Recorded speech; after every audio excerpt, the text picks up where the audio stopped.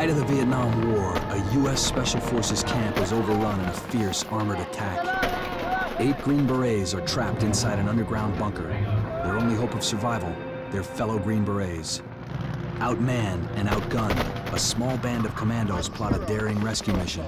It will take patience, cunning, and courage to get past the enemy. The lives of 8 men depend on it. In an era of global violence, a new breed of warrior has emerged to counter the threat. Superbly trained, fearless, and equipped with massive firepower, these men are an elite few.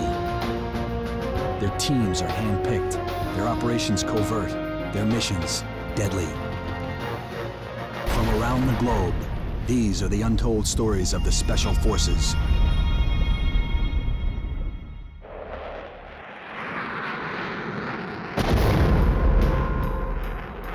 On January 31st, 1968, North Vietnam violated a truce during Tet, the Vietnamese New Year. The NVA, or North Vietnamese Army, launched shock attacks on several key cities and provinces in South Vietnam. Within 24 hours, the U.S. Embassy in Saigon had fallen to enemy invaders. Khe Sanh, a U.S. Marine base just south of the Demilitarized Zone, or DMZ, was pounded by NVA artillery. The NVA gunners struck with incredible precision. A direct hit on an ammo dump wiped out 90% of Khe Sanh's stores. President Lyndon Johnson was determined to hold the strategic base. If Khe Sanh fell, the enemy would cross the DMZ and carry the fight into the populated coastal regions of South Vietnam. Johnson ordered the 6,600 Marines stationed at Khe Sanh to prepare for one of the largest battles of the war. Caught in the crosshairs of the invasion was a small Special Forces camp called Lang Vei.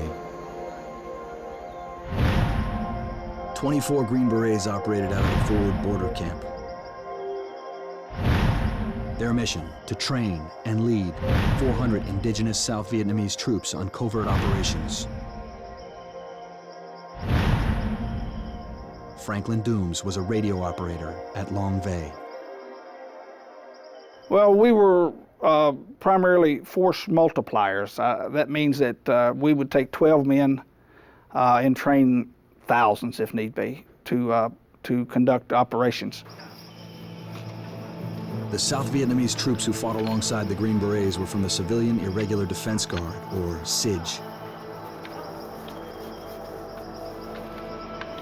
For these local soldiers, the war was personal. They had to protect their homes and families from the NVA.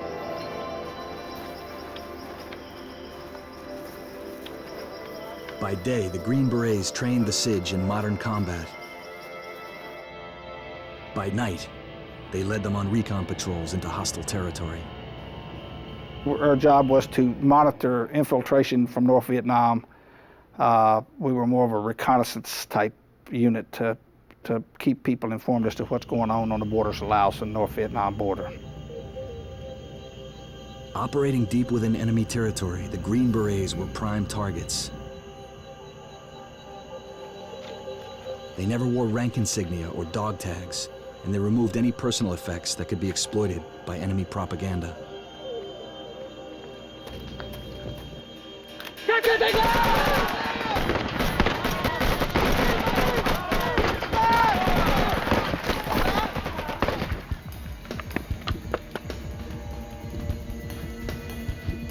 The risk of death or capture was extremely high. The patrols were under constant attack. Sergeant Richard Allen was a combat medic stationed at Lang Vei. Every day we'd send a patrol out, they would come in contact with the NVA. So it was every day. If you sent anybody in any given direction, there was an immediate response from the NVA. Lang Vei's covert mission made it a priority for enemy troops. First Lieutenant Paul Longrear was stationed at Lang Vei twice. He understood the strategic importance of the camp. It had a history of launching patrols into secret areas or classified areas, and it was a place that harassed the enemy, and they wanted to get rid of it. As the Tet invasion intensified, the NVA focused on Khe Sanh. But Lang Vei's vulnerability became more apparent to Staff Sergeant Dennis Thompson as each day passed. If you looked at the situation map, there was Khe Sanh Combat Base, Hill 861, Hill 881 north and south, and Lang Vei in blue, and everything around it was in red. All that's, you write up the enemy units in red. And if you looked at that map, there were just a few little blue spots in this sea of red. The situation was becoming critical. Khe Sanh Marine Combat Base was assigned to protect Lang Vei in the event of an attack. But Khe Sanh was in trouble. 20,000 enemy troops were closing in on their perimeter.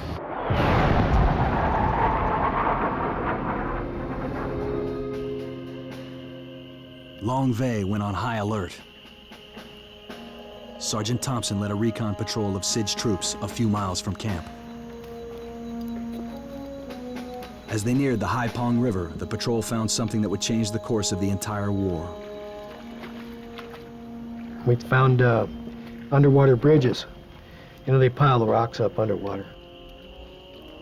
So they're about 6 or 8 inches below the water, but it's a roadway to support a heavy vehicle. Thompson searched for tracks. He needed to know what kind of vehicles had been using the secret roadway. On the banks of the river, he found an infantryman's worst nightmare. The distinct imprint of tank tracks.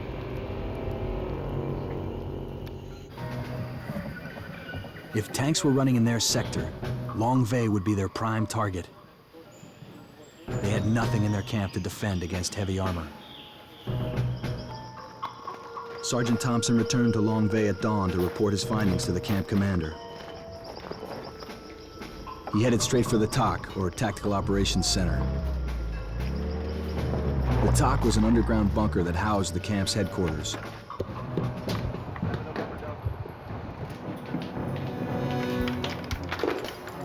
Sir? Me and my boys just got back from recon. Covering this area right here. Captain Frank Willoughby, Lang Vei's commanding officer, was surprised by Thompson's report. In 20 years of conflict, the North Vietnamese had never used tanks in battle.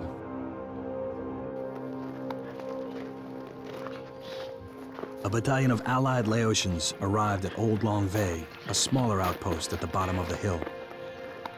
This camp was run by Green Beret medics Sergeant First Class Eugene Ashley and Sergeant Richard Allen, who provided medical assistance to the troops. The Laotian battalion commander confirmed the Green Berets' worst fears. I said, "Why are you here?" And he said, "Well, we got defeated in a tank battle with the North Vietnamese Army." And I kind of looked back through the ranks, and all these guys are wearing nice uniforms. There's no bandages. The weapons aren't banged up or anything. And I said, "Well, it doesn't look like you did too much fighting." And he said, "Well, you know, there was a bunch of them, and they had tanks." Captain Willoughby contacted 5th Special Forces Command at Da Nang to report tank activity in the area. The Army was skeptical of the report. Nobody had ever seen the NVA use tanks. I think the command element was very apprehensive of Green Berets, and we were going out in places where they didn't go, and we were reporting stuff that they didn't report and didn't see and didn't encounter, and I think there were some credibility questions on their part. Lieutenant Colonel Daniel Shungle, a Special Forces commander, flew in from Da Nang to assess the situation. According to Lang Vei's executive officer, First Lieutenant Miles Wilkins, the camp was not equipped to battle tanks. When you take that tracked vehicle, all of the stuff that's typically used to stop people from attacking you, claymores, concertina wire, you know, barbed wire all around your camp, all that type of stuff, is totally ineffectual against a tracked vehicle of that size. It just rolls over top of anything. If you're in a bunker, it can roll right over top of it. As a precautionary measure, Captain Willoughby had 100 light anti-tank weapons airdropped into the camp. Known as LAWs, the experimental shoulder-launched rockets were portable and disposable. They could only be fired once. If there were tanks in the area, the Green Berets hoped the laws would be enough to stop them. We had a bunch of laws, light anti-tank weapons. They'd never been used before against tanks. This was the first time in the history of the weapon that they were ever used. So we thought we were okay for a couple of tanks. The laws were stashed in strategic locations throughout the camp. As the Tet Offensive threatened to engulf Lang Vei, the Green Berets remained on full alert. On February 6th, something, or somebody, tripped warning flares outside the camp perimeter. It might have been a false alarm. The flares were frequently set off by the wind or by wild animals. The men fired into the surrounding brush. They waited for return fire. There was none. Inside the TOC, Captain Willoughby and Lieutenant Wilkins heard an ominous rumbling. The ground began to shake. When the next trip flare went off, they were under attack.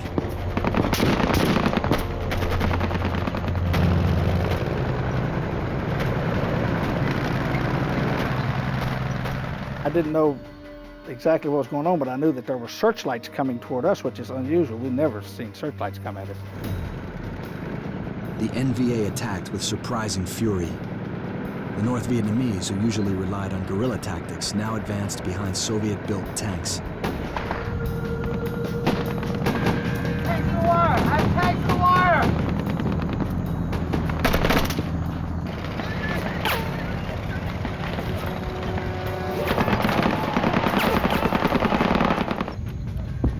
The support unit stationed at Old Lang Vei was alerted by the firefight. Sergeant Ashley and Sergeant Allen scrambled into position. Even from a half-mile away, they could see the main camp was in trouble. So all you can just see is that, the tracer rounds, the green versus red tracer rounds, and you're hearing people yelling and screaming. The bullets are whizzing everywhere. You can't sink low enough into the dirt.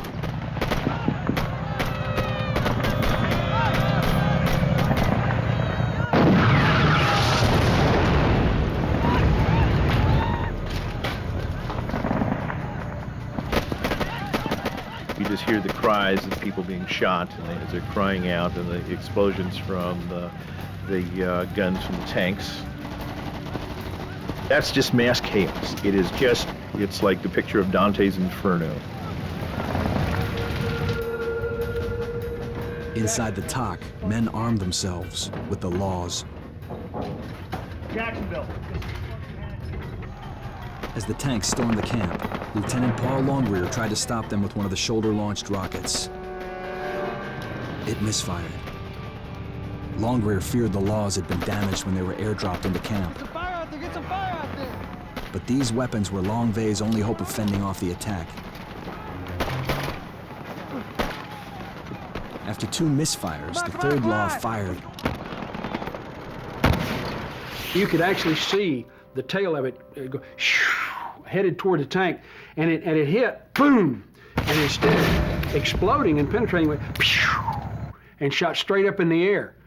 And that's when we looked at each other and said, uh-oh, something's wrong. And so that got the tank's attention because I hit near where the driver was. And so the tank stopped and went, started moving his main gun. And we said, hey, time to get out of this bunker. Let's get out of here!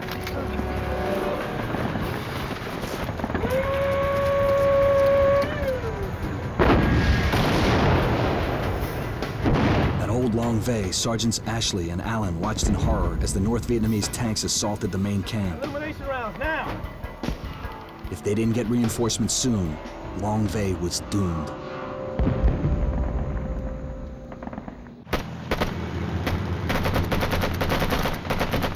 On February 6, 1968, enemy tanks attacked Lang Vei Special Forces camp on the northernmost border of South Vietnam.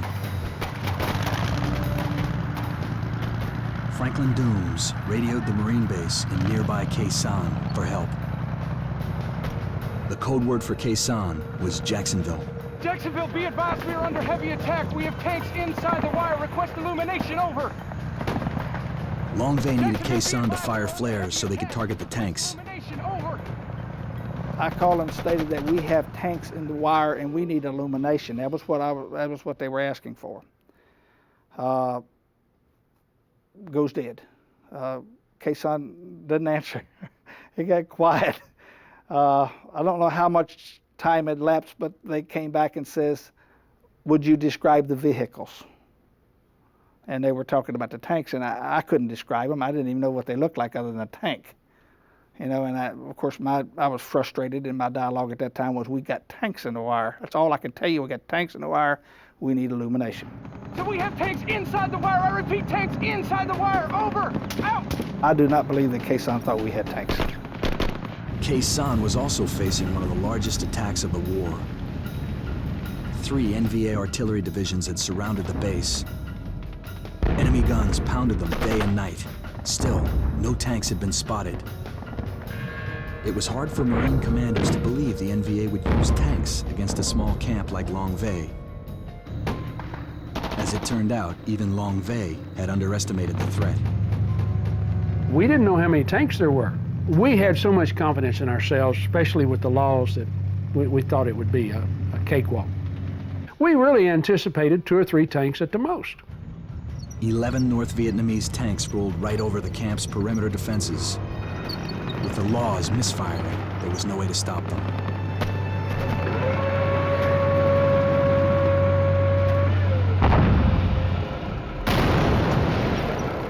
We never expected that many of them. But the tanks just overwhelmed us. Just overwhelmed us. They broke into the inner perimeter and they were firing back into our positions from behind. And we really didn't have anything to take them out with. NVA infantry soldiers overran positions throughout the camp. Green Berets were dying and being taken prisoner. SIDS troops were slaughtered at alarming rates. With the camp completely overrun, 8 Green Berets and a group of indigenous soldiers took cover in the TOC. The underground bunker was their only refuge from the mayhem. People coming from the north. Where else? Inside the TOC, Captain Willoughby and his men tried to regroup. They're inside the gate as we speak, behind the line. They're right. See it. Lieutenant Wilkins and Colonel Shungle took up defensive positions outside the bunker.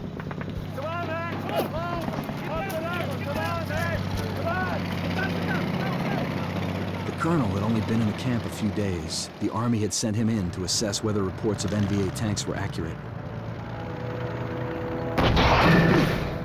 Now, Shungle had all the evidence he needed. Get down, get down!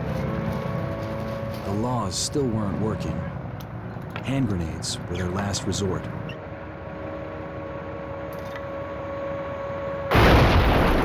And I threw one, and it landed right underneath the front track on the tank. It was close enough. It didn't do much damage, but it apparently irritated him.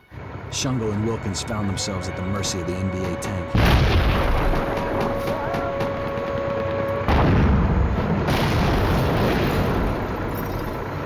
One blast from its 76mm main gun left the front of the TOC in ruins.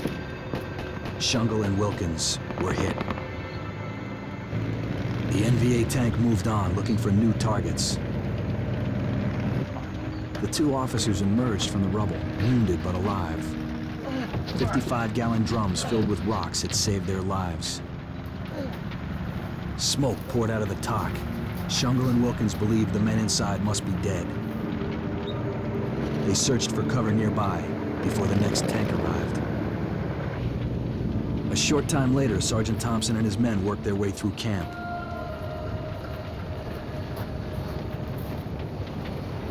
The entrance to the TOC had been destroyed. Oh, that was a mass grave. I saw that the minute I walked into it the first time. It was full of smoke, and I didn't want to be down there. Thompson believed the camp commanders were all dead. He and his men quickly moved on. 8 Green Berets and a group of SIDS soldiers were now trapped inside the bunker. The NVA returned, this time to finish off the TOC. They tried to crush it by rocking the heavy tank on the roof. If it broke through, there would be no hope for the men inside. The concrete and steel bunker was built to withstand artillery, but there was no way of knowing whether it would stand up to the enormous weight of a tank. The tank crushed the main radio antenna and knocked out communications. The men in the TOC were now cut off from the outside world. Without the radio, they would be unable to contact Khe Sanh or Old Lang Vei. Once Thompson realized there were men alive in the TOC, he rallied his SIDS troops for a counter-assault. There was a group of people at the old camp. There was a group of people underground trapped in this bunker, and the rest of us running around on the outside. So we had to pretty much do things on our own, you know, take the situation in hand. Thompson went after the tanks.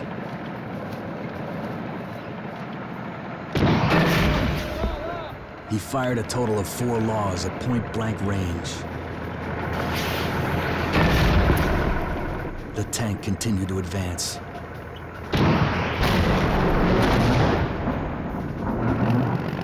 The 5th hit was too much for the tank to absorb.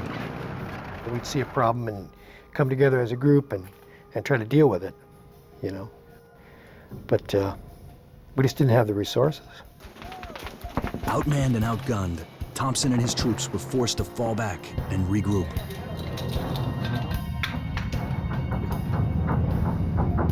The men in the TOC were stranded. In the wake of the Tet Offensive, a U.S. Special Forces camp at Lang Vei was overrun by NVA tanks.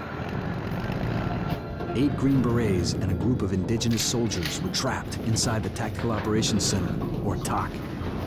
With communications cut off and facing overwhelming odds, they knew their survival depended on holding the bunker overnight. We thought that if we could hold out to daylight, that a reaction force would come. We thought the Marines would send a reaction force, that aircraft would come in, and that the NVA would pull off of the hill. They always have. In the past, they've overrun camp after camp after camp, and they've always left. In the meantime, the men in the TOC had to fend for themselves.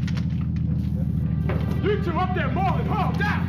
God, that engine's gonna NVA's up there, we don't know how Captain many. Willoughby sent Sergeant Early and Specialist James Moreland up to the TOC's observation tower to man the 50 caliber machine gun.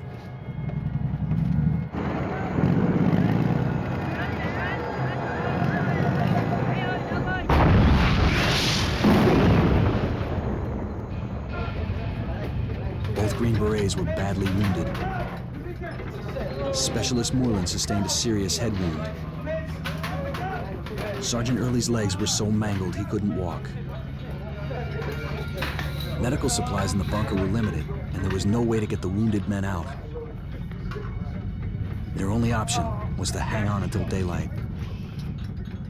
My decision was that, okay, you know, the battle's over. We've gotten our rear ends kicked, and we'll stay here, and in the morning, the enemy will have to leave because of our superior fire support, aircraft, air support, and we will hold the camp. That was basically all that was left to do. The Green Berets set up the machine gun and aimed it at the only entrance to the TOC. But the NVA had no intention of leaving them down there. Lieutenant Min, the NVA commander, ordered his men to throw thermite grenades into the damaged entrance of the bunker.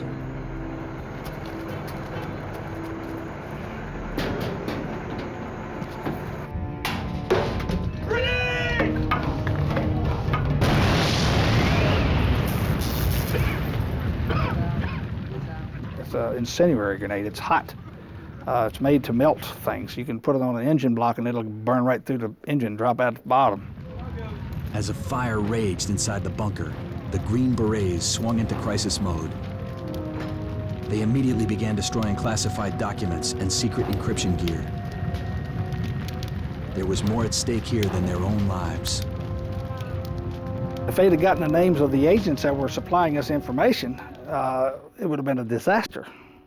If they would have gotten the information out of that talk, out of the safe, the people that they were paying for information, and the people that were working in villages and different places, they just go kill them. By the light of the fire, Lieutenant Longrear helped to tend the wounded.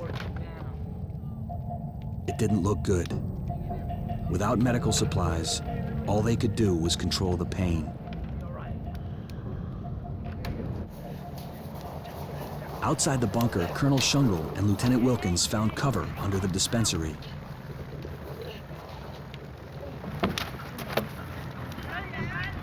The camp was crawling with NVA.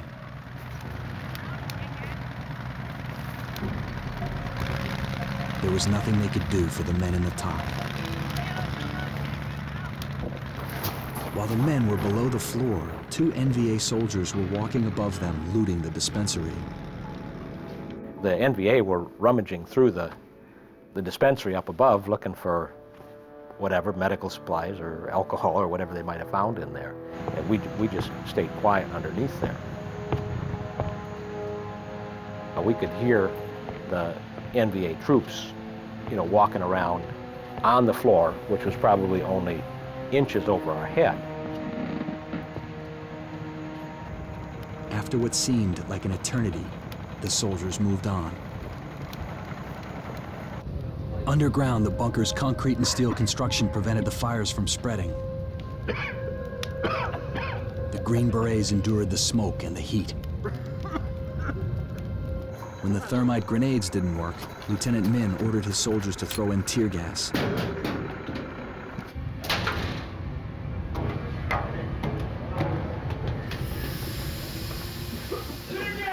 The Green Berets had prepared for this. During their extensive training, they had regularly been exposed to tear gas. Still, they fought to stay calm. The tear gas burned their eyes and seared their lungs. I don't know how I stayed. Have you ever been in the gas chamber? If you've ever been in the gas chamber where they use gas and they throw gas in there, you won't stay in there without a gas mask. You'll leave. It's what they use to disperse crowds, and that's in the open. We were in a bunker. For the SIDS troops, the tear gas was terrifying. They'd never been exposed to it before. The ones that didn't have gas masks, the rest of them had to put, their bandanas and lay down in the corner of the floor to breathe. And so then everything got real calm, and the North Vietnamese hollered down in there and said, if you don't surrender, we're going to blow the place up and kill everybody. The SIDS soldiers panicked. They walked out of the bunker and surrendered to the NVA. I'm not sure what went on upstairs. There was a lot of confusion. You could hear a lot of shooting and a lot of talking, a lot of screaming. The South Vietnamese troops were shot as they surrendered. Troop strength inside the TOC was now reduced to just 8 U.S. soldiers. One was badly wounded and barely conscious. Another couldn't walk. Still, they refused to give up.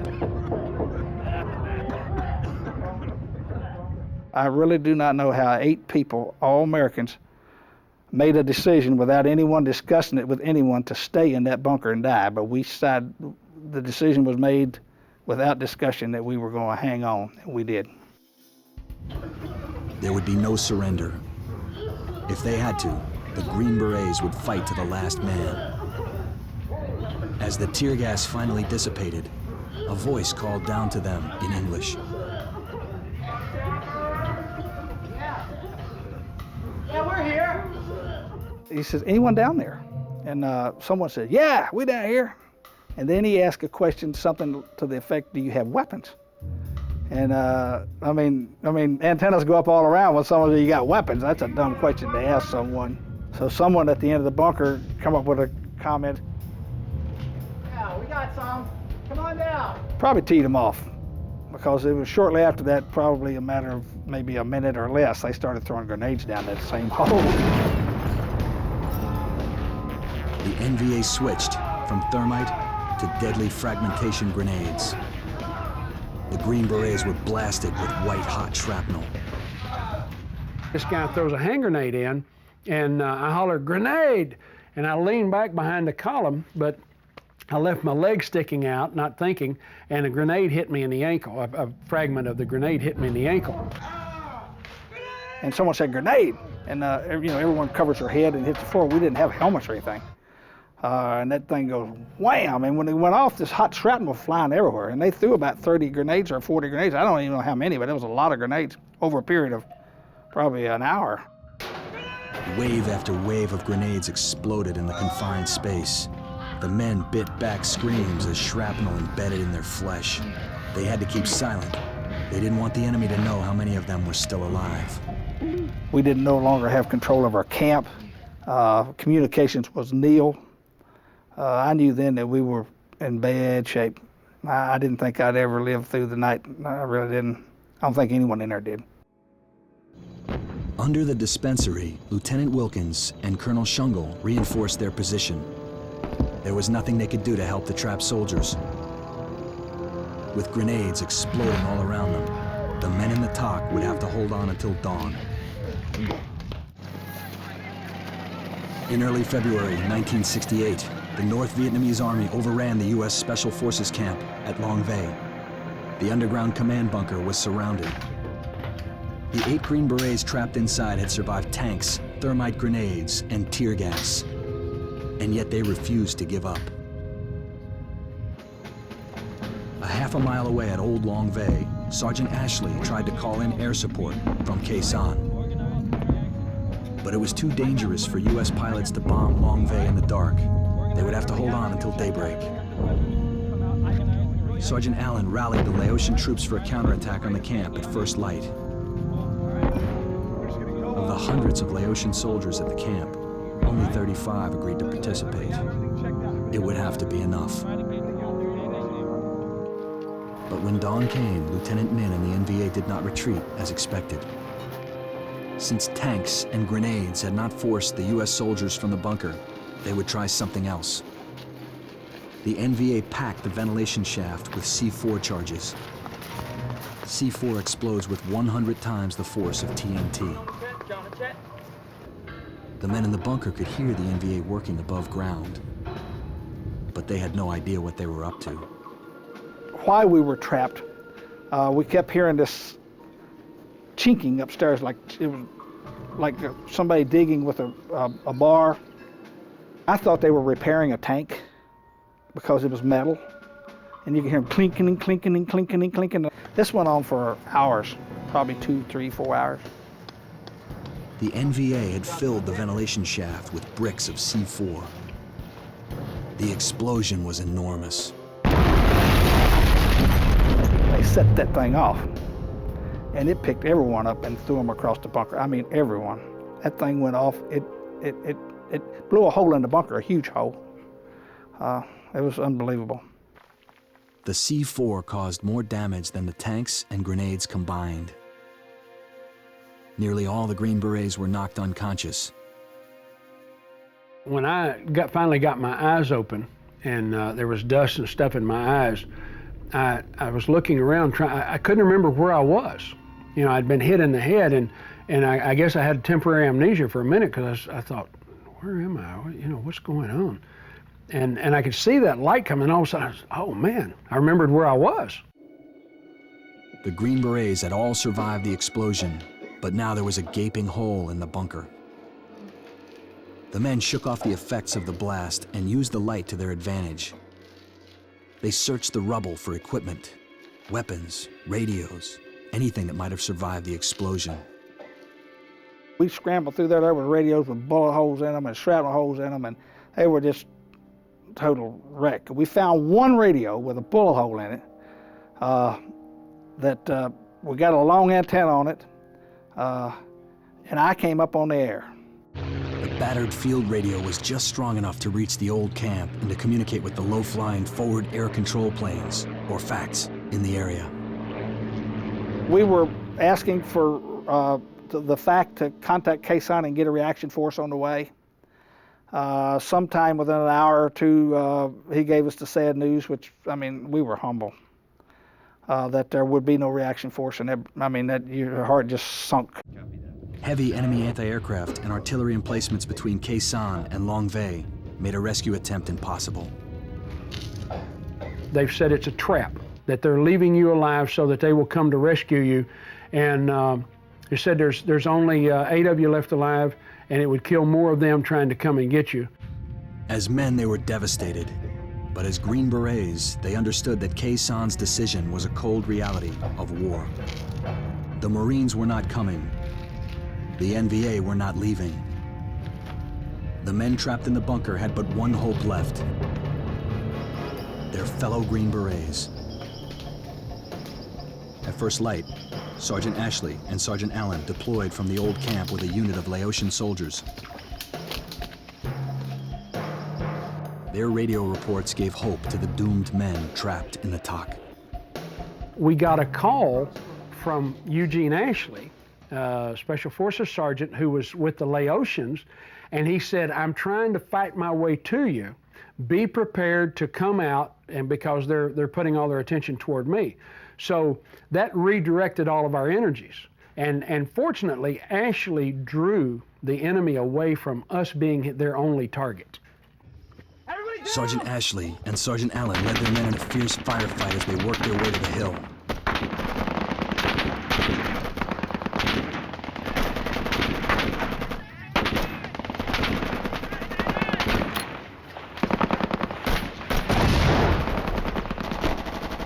Allen and Ashley were ready to move onto the TOC when they realized their Laotian soldiers had deserted them. Facing overwhelming odds, the 2 men retreated in a hail of bullets. Despite the setback, the men in the TOC rallied to the sound of Sergeants Ashley and Allen waging a 2-man war on the NVA. I can hear him on the radio, and a lot of firing going on. He said, "We'll be back." Ashley retreated to the old camp. Now that it was light out, he could call in airstrikes over Lang Vei.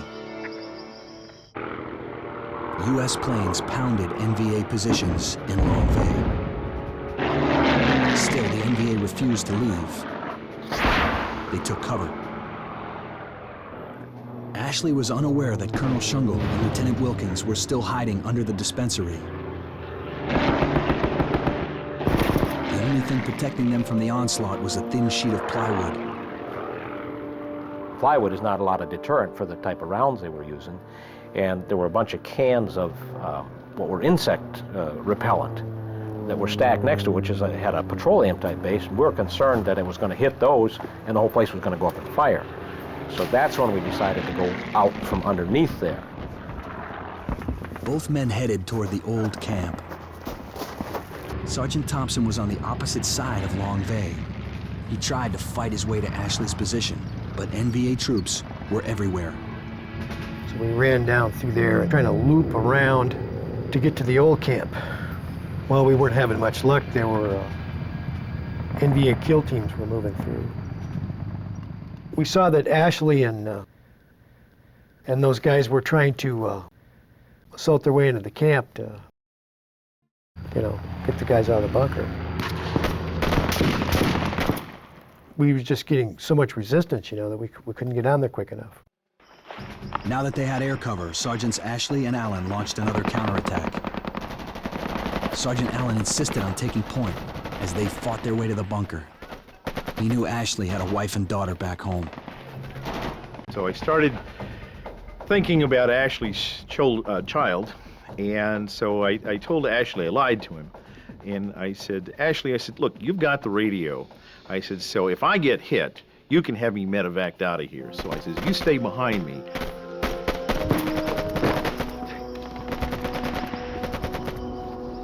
As I bend down, I'm changing magazines in my BAR.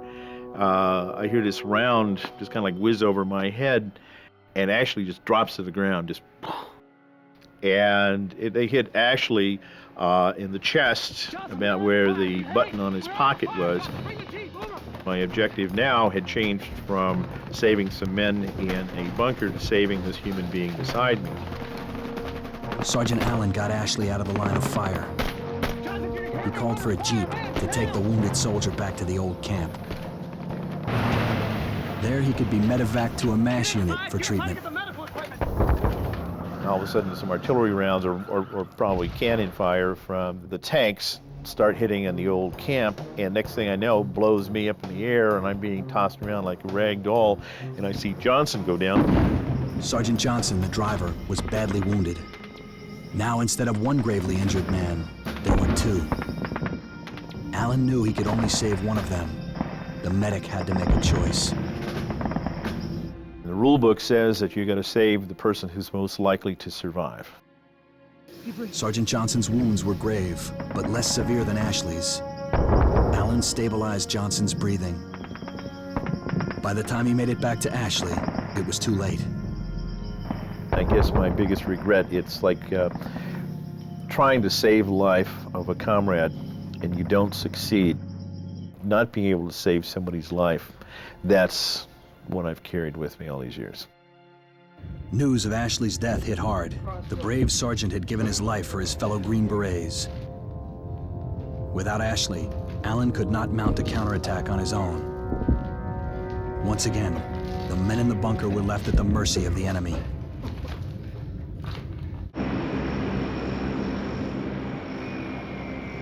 As the Tet Offensive raged on, a massive U.S. aerial bombardment led by B-52s and strike aircraft thwarted the NVA attack on Khe Sanh.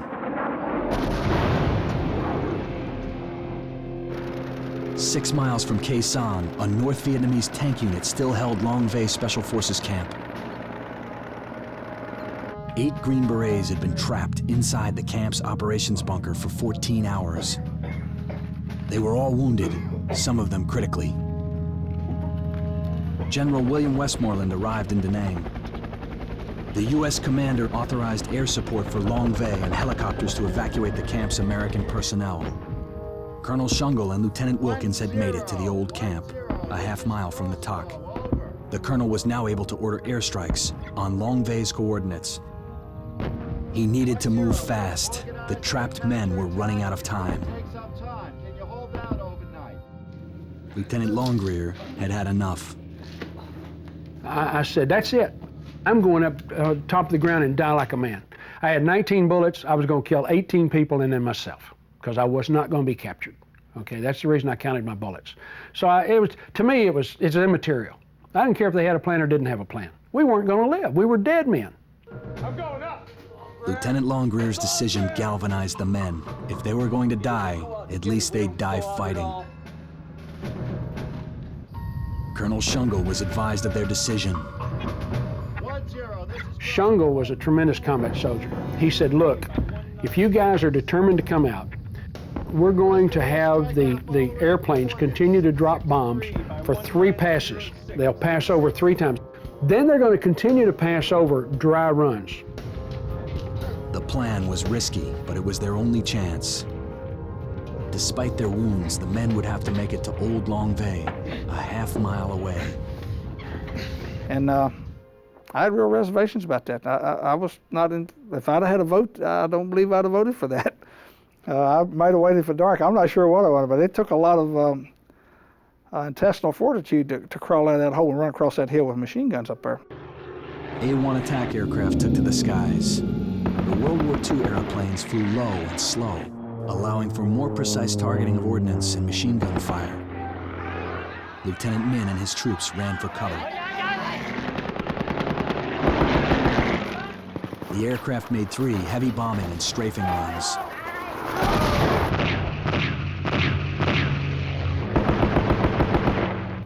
As predicted, the enemy was forced to take cover.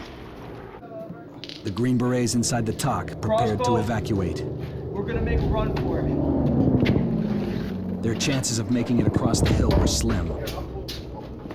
Soldiers who could still walk helped the wounded.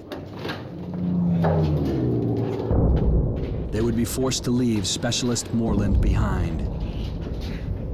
The young Green Beret had succumbed to his wounds.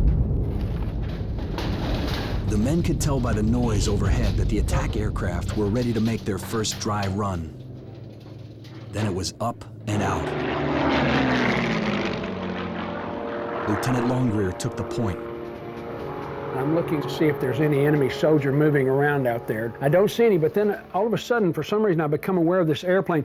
And these A-1Es are very slow and very low. I mean, they drop their ordnance in your spit can if you've got one. And I look up, just because of the noise. I looked right into the eyes of that pilot, and he leaned over and looked out his cockpit at me and smiled and dipped his wings. And he gave me a rejuvenation of I was no longer guaranteed a dead man. I now at least had a chance.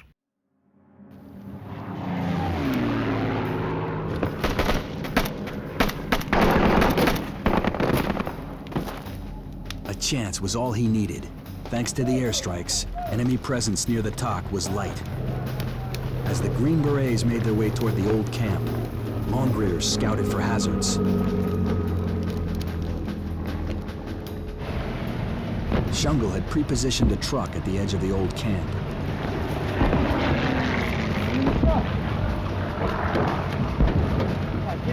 Get it. We're good. Go! The men rushed to choppers parked on the old camp's landing zone.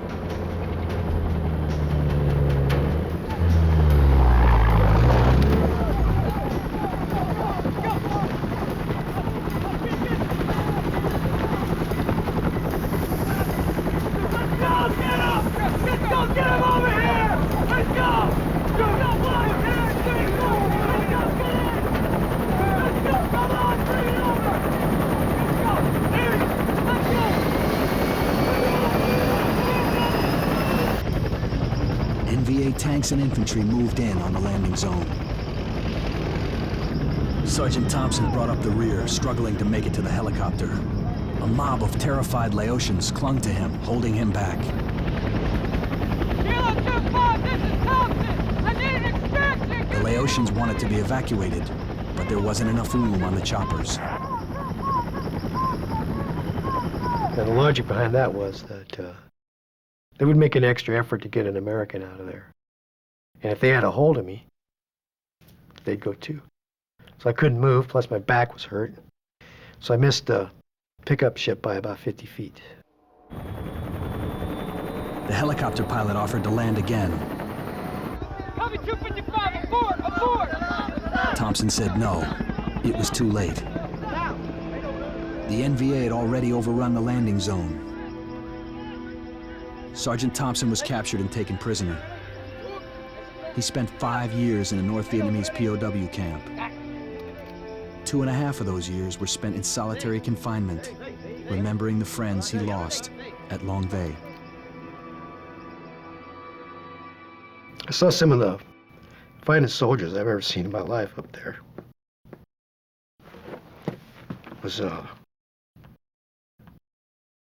defining moment in my life. And oddly enough, I'm kind of glad I was there. And I'll probably be there for the rest of my life. In the Battle of Lang Vei, both sides paid a heavy price. Every man on that hill, not one person broke and run. And when we were trapped in that bunker, there was 8 people in there with no means really to resist, and we resisted, and we stayed in there with gas, hand grenades, demolition charges. We just did it because that's the kind of people we are. It was the resolve of the Green Berets under fire that kept them alive. Just getting the job done. You're there, you're assigned a responsibility. You know going in that sometimes your responsibilities are going to have to be accomplished under stressful situations. So it wasn't up to me to decide that this was a good day or not a good day to take care of my job, but it was my day to do my job. Of the 24 Green Berets at the camp, 7 were killed or listed as missing in action. 3 were taken POW. 14 made it out alive. Over 200 South Vietnamese and indigenous troops were killed. During the Tet Offensive, enemy losses were staggering. 37,000 North Vietnamese lay dead, including most of the Viet Cong's best fighters and political organizers. Many more were wounded and captured. They realized that they cannot attack a force of professional soldiers because they're not capable of doing the things that need to be done to frighten or overpower the fighting spirit that professional soldiers have. The American soldiers who fought off the invasion would never forget the lessons of Tet. They used to say there's a special forces saying that says you've never lived till you've almost died. Life has an excitement that the protected will never know. It gives you an appreciation just for what life is. For the Green Berets who survived the Battle of Lang Vei, life and duty have taken on new meaning. During the Persian Gulf War, an elite team of British SAS commandos infiltrates Iraq. Their mission, to disable a network of mobile Scud missile launchers. The team is compromised, deep behind enemy lines. With 120 miles to the border and the Iraqi army at their backs, the men of Bravo 20 face a new mission: to survive. In an era of global violence, a new breed of warrior has emerged to counter the threat. Superbly trained, fearless, and equipped with massive firepower, these men are an elite few. Their teams are hand-picked, their operations covert, their missions deadly. From around the globe, these are the untold stories of the Special Forces.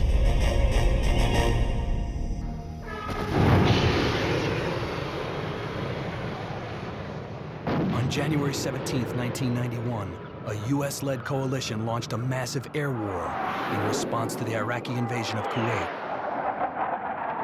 Operation Desert Storm had begun. Laser and satellite-guided missiles dramatically reduced the risk of Allied casualties. It promised to be a clean, high-tech war. Iraqi President Saddam Hussein vowed to retaliate.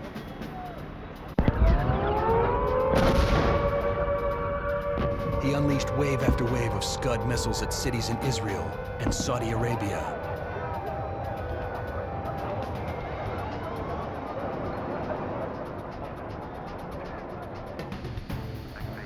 Airstrikes proved useless against the Scuds.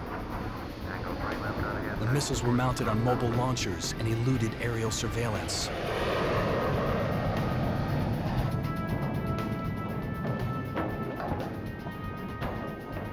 The coalition would have to fight the Scuds the old-fashioned way, with men on the ground. All right, lads, carry on, but listen up. This is the information we've got. A mission this dangerous required a high level of training. Team Bravo 20 of the British SAS was briefed at a forward operating base. Efforts by the coalition air forces to suppress the Iraqi launches of Scud missiles against Israel and Saudi Arabia have been a failure thus far. Formed in World War II, the SAS, or Special Air Service, is the most experienced special forces unit in the world. Key portions of the targets, most notably... The 8 men of Bravo 20 would be dropped behind enemy lines for 10 days. ...were not identified before the 17th of January. Their mission, to track mobile Scud launchers along a major supply route, or MSR. Andy, can I have a word? Sergeant Andy McNabb would lead the dangerous operation. He and his men were also ordered to destroy a fiber optic cable running alongside the MSR. Fiber optic cables. Wait, It was a crucial target. The cable linked Scud missile launchers to Iraqi command and control. To sever that link, they first had to find it. Andy McNabb's identity is protected for security reasons. The problem was there was no information, very little mapping, and no satellite imagery of the area that we're going to operate in. You've just got to get out there. And the argument is, well, that's what special forces do. Sometimes they go in without any information whatsoever because they're there to gather it. When you land, find a lie-up position with close proximity to the main supply route. you're going to have to dig into the sand to create your LUP. The flat desert terrain would offer little cover. The squad would have to dig trenches or lie-up positions to hide in. I want you to destroy as many scuds as you possibly can. Once we got on the ground, our biggest weapon would be concealment. We're not going to be moving in the daylight. What we're going to be doing is hiding up in a lie-up position, an LUP, in the daylight hours. During the night, we would then go out and operate. If we haven't heard from you within 48 hours, make your way back to the rendezvous point right here, and we'll have a helicopter there ready to come and meet you. The way that we operate is in small groups, maybe 4, 8, 12 men, going in for a surgical strike to hit a target and get in there quickly and come out even quicker. Bravo 20 geared up and prepped the mission. Everybody in that patrol, all 8 of us, get in, we start and plan and prepare the operation. Because of everybody's background being so different, teamwork is so important. Hey Chris! Hey Chris! You ready for this? At 24, Bob was the youngest member of the team. He had been in the SAS 6 months. Chris Ryan, a 6-year veteran, was the unit's medic. Mike joined the SAS from New Zealand. We've got to move enough weight as it is, you know. Stan, an Australian, was a demolition expert. From a commander's point of view, you're getting a lot of different types of experiences. Everybody feels that they're part of the job. Vince brought 20 years of experience to the team. Dinger had specialized training as a paratrooper. You sure those are yours? Yeah. Put your name on them over there. Steve Lane, known as Legs, was Bravo 20's communications expert. The team would use a short burst radio to stay in touch with headquarters in Saudi Arabia. This radio is designed to prevent enemy eavesdropping. As a backup, they also carried a TAC-B, a limited-range emergency radio. For navigation, they packed a global positioning satellite device, or GPS.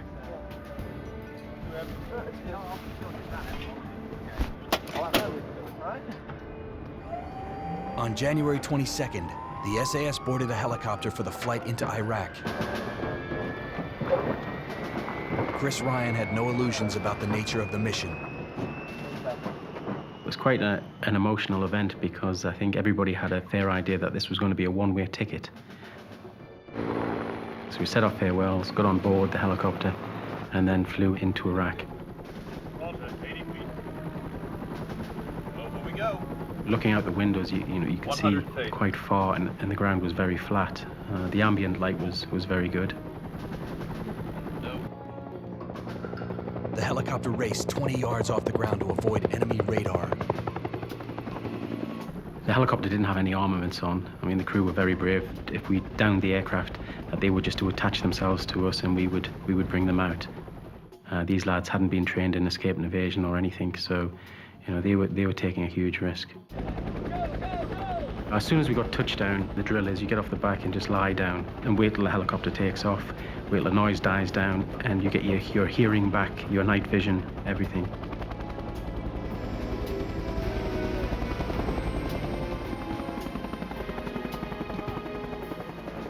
So we got 2 of the guys with the guns left and right, and then once we settled down, basically there was nothing around it, just still. We hadn't been compromised. Andy used the GPS and a map to plot their position. The team had landed just over a mile from their destination, a major Iraqi supply route, or MSR. Single file on me.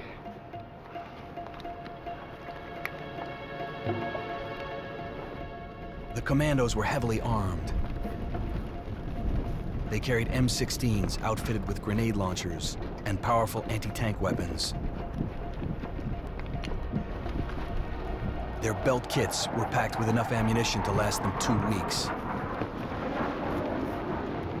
The other essentials, food, water, and digging equipment, were carried in heavy burdens on their backs.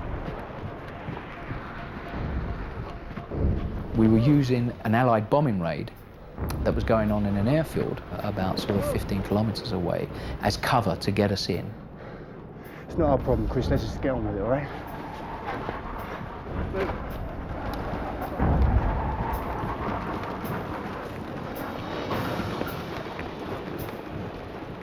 By 4:45 a.m., the patrol reached the main supply route.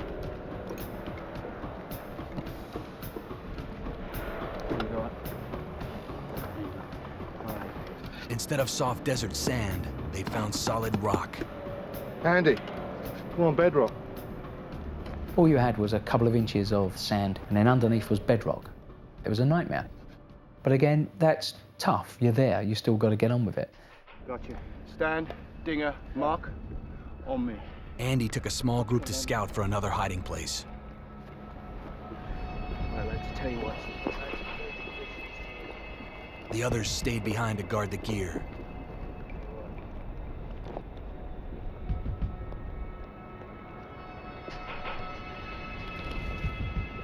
The recon team located a dry riverbed. It wouldn't provide much cover, but with dawn approaching, it was all they had. This'll do. Let's go get the others.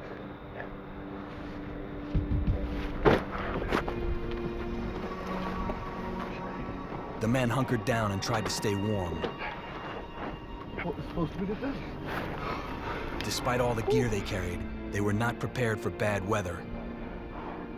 It was the worst winter Iraq was having in 30 years. It was very, very cold. It was a high wind chill factor also. At dawn, Bob scanned the perimeter for potential threats. The area was clear. No problem, man. Andy needed to contact SAS headquarters. Time to get. Legg sent the message via short burst radio. Anything? It's not going through. Something's wrong with the signal. It's all tapped in. It's not transmitting. Also, Andy. The radio wasn't working. In the rush to deploy, it had been encrypted with the wrong frequencies. All right, boys, that's it. It's the radio. It's nothing to do with us.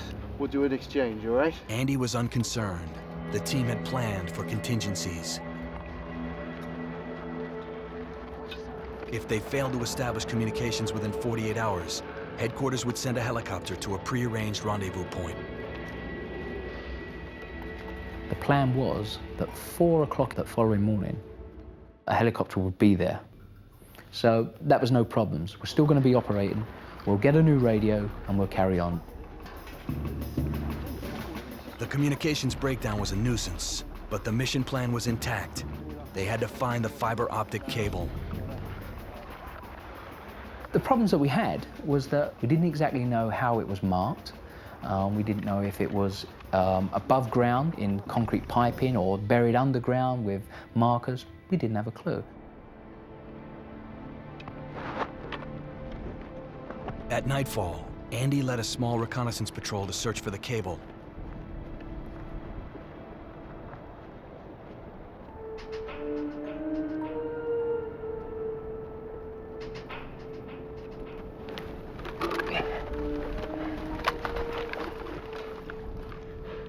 Along the way, they encountered an Iraqi anti-aircraft position. It was a tempting target. But our job is not to go in there and take them on, is not to go in there and find out what they are. Our job is to find the optic cable. So anything animal or human, we avoid. Let's box around them.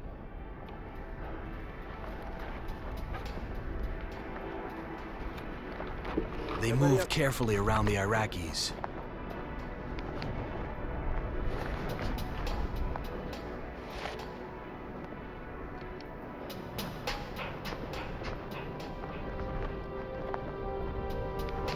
Near dawn, the recon patrol found what they were looking for.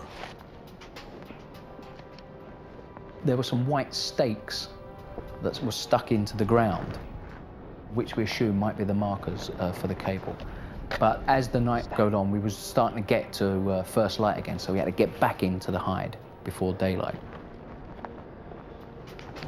It was too late to try to destroy the cable. They would return the following night.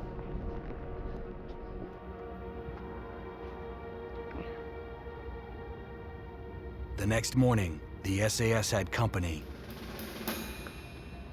About 400 meters away, the other side of the MSR, the main supply route, there was an anti-aircraft site. And what we presume, it was the guys we met the night before that have driven to their position. It didn't present a problem to us at that time, purely because we were hidden. They're not going to send out clearing patrols. They're so far in their own country. So there was no change to the plan.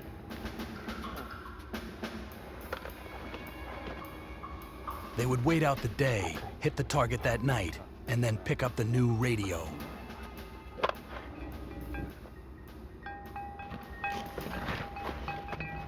We started to hear goats moving across the high ground, you know, just about 5 meters above us.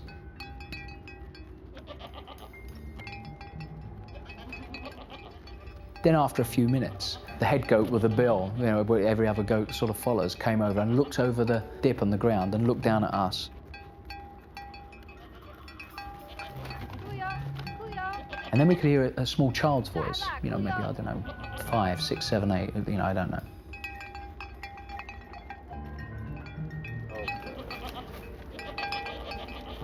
And it's then when he saw us, and we sort of stopped. We looked at him, he looked at us, and his sort of eyes opened up like saucers.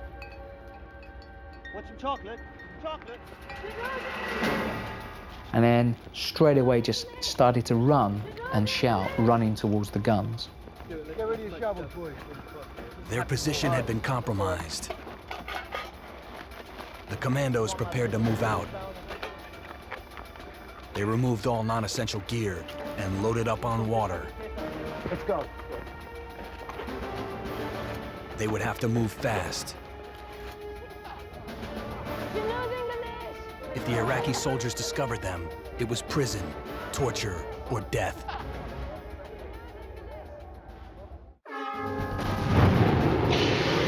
In early 1991, a US-led coalition launched Operation Desert Storm. 3 days later, an elite team of British SAS commandos infiltrated Iraq. Their mission, to disable the enemy's Scud missile system. But within 24 hours, the team's hiding place was compromised. A platoon of Iraqi soldiers was camped 200 yards away. The commandos had extensive training in escape and evasion. A dry riverbed, or wadi, provided an escape route. Chris Ryan, the team's medic, took the point. And we kept to the left-hand side of the wadi whilst we're walking out in single file to keep out of view of the anti-aircraft positions. And what we'd done is we put our shamags over our faces to cover our faces, thinking that we could possibly bluff them. They were probably the last people to think that there was coalition forces this deep inside of Iraq. Sergeant Andy McNabb was commander of the unit. And then all of a sudden, to our left, coming from the area of the MSR, we heard tracked vehicles. Halt! Stand your ground! Can anyone hear it? I can't see it. What are we going to do? Are we going to keep on moving and outrun them? That's not going to happen. Or are we going to stand our ground? And the commander gave was stand your ground, because there's nothing else to do.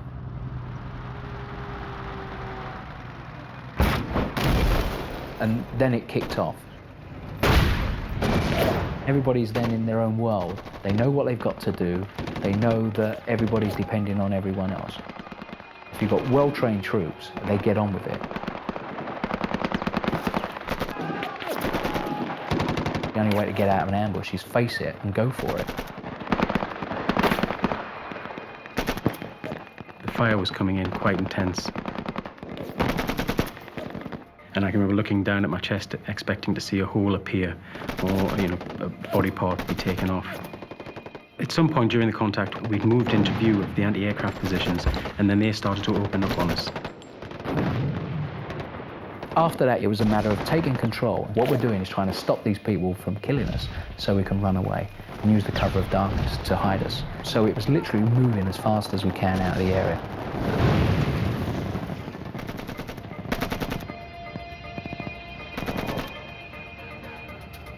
The SAS decimated the entire Iraqi platoon with superior firepower.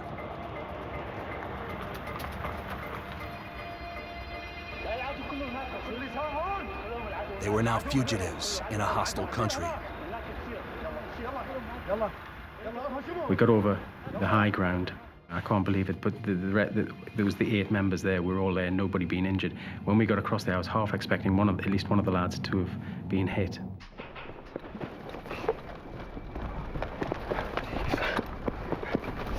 By nightfall, the team had covered 8 miles. What about the radio, Lex? I had to drop it. It's not a problem. Gotta make the RV. That's it. To make distance between us and the Iraqis after that firefight and the contact, we ditched our Bergens, our equipment. All we had left was our belt kit, and that, carries the most important things, which is ammunition and water.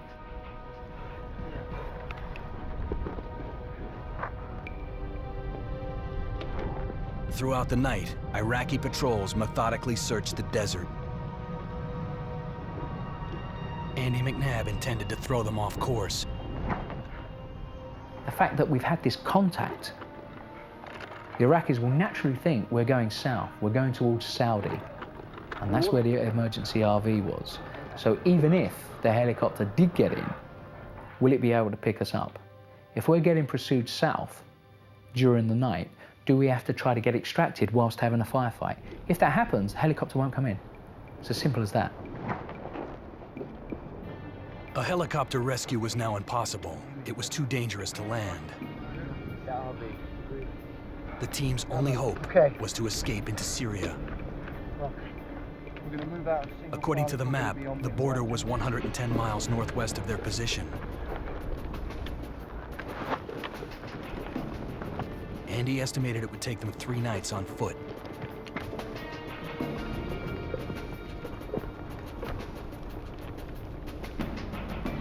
Once we realized we were in an escape and evasion situation, our mindset just changed, and we all accepted that we are now on the run.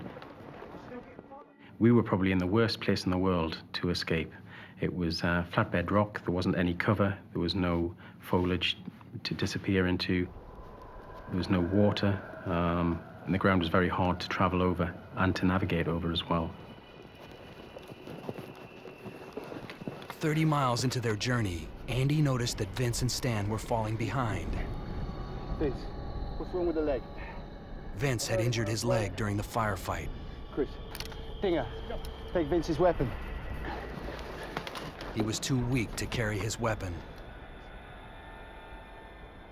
Stan was starting to dehydrate. We stopped, we rested, got fluids down him, helped Vince and the leg injuries as much as possible. I put them in front of me, and then I put Chris out in front as the lead scout.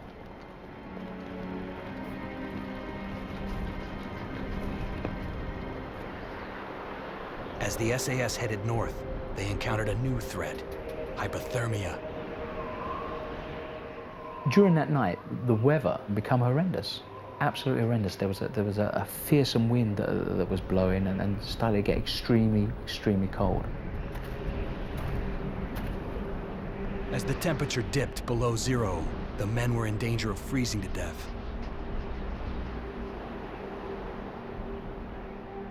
Our hands were starting to freeze up, and the shemags that we wore to cover us from the wind started to freeze up where our moisture was coming through with breathing. Over the roar of the wind, Andy barely made out the sound of Allied aircraft overhead. Gotta stop and try to attack me! He told Vince to stop and to pass the message down the line. He wanted to use their emergency radio to contact a passing jet.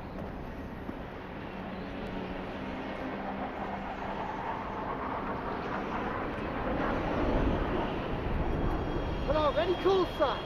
This is Bravo 2-0. Bravo 2-0. We are a ground call sign. Call that. We're in trouble. Over. Station Bravo 2-0. You're very weak. Turn back north. Turn back north. And then over. the signal faded. At that time, it was great, because what it meant was that they were aware that this call sign Bravo 2-0, they could work out where we roughly were and that we existed, and we're in trouble. Andy turned to tell Vince, but he was gone. Visibility was poor. They could see nothing but blowing sand. Where've they gone? Where've they gone? Chris, Stan, and Vince had vanished. 2 of them were injured. They would be lost without the GPS. As the temperature dipped below 0, Andy knew they had to be found, and quickly. Chris! Vince! During the Persian Gulf War, 8 members of the British SAS were trapped behind enemy lines. Pursued by Iraqi patrols, battling icy winds, the team struggled to make it to the Syrian border. Gotta stop and try the attack bay! Sergeant Andy McNabb lost 3 of his men when he stopped to use the emergency radio.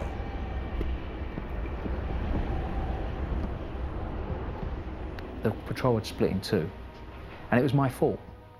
What I'd done, I told Vince that we were going to stop, expecting him to pass it on the line, so everybody knew what was going on. But what he didn't appreciate was how bad a condition he was, and he didn't confirm that he was going to pass it on. He just carried on moving. A search for the missing men proved futile. Visibility was extremely low.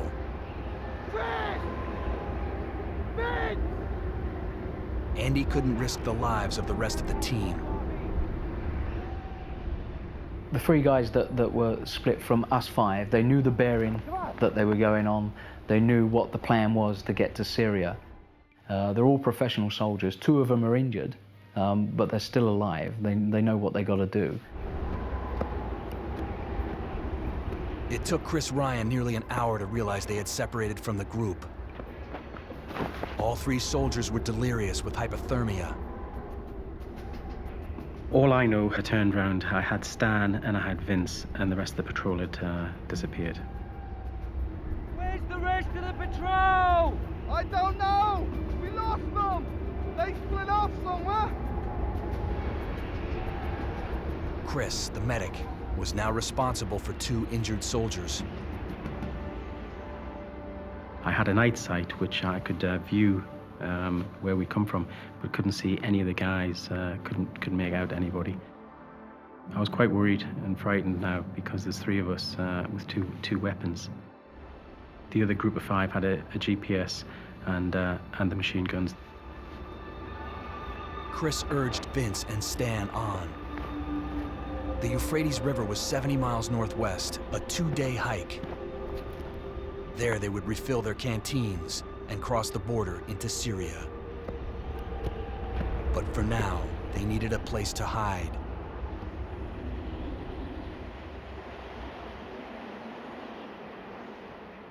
Just before daybreak, we came across an old tank berm, and it made an indentation in the ground, which was like a little ditch. So we got in there and used that as cover.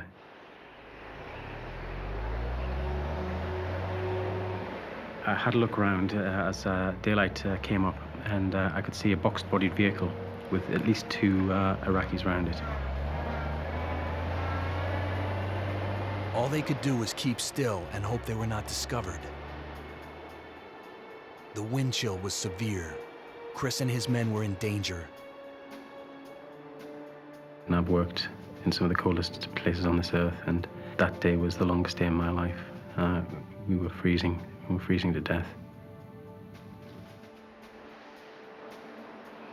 Andy's group wasn't faring much better. A burial mound provided minimal cover.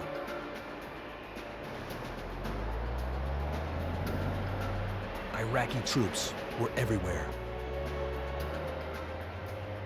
It was obvious there was far more enemy activity than we initially thought. And what was happening was that vehicles were stopping and troops were getting out. Now, whether they were looking for us or whether it was speculative searching, we don't really know. I personally was getting quite concerned because it was either the weather or the Iraqis were going to kill us. It was going to be one or the other. Andy spotted a paved road a half-mile from their position. If they could make it that far without being seen, they could try to hijack a vehicle.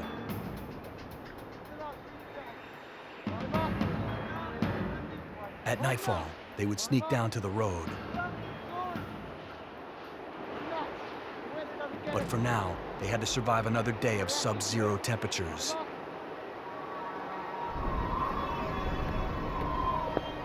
Chris and his team left the tank berm as soon as it got dark. There was no let-up in the storm. Stan had recovered from serious dehydration.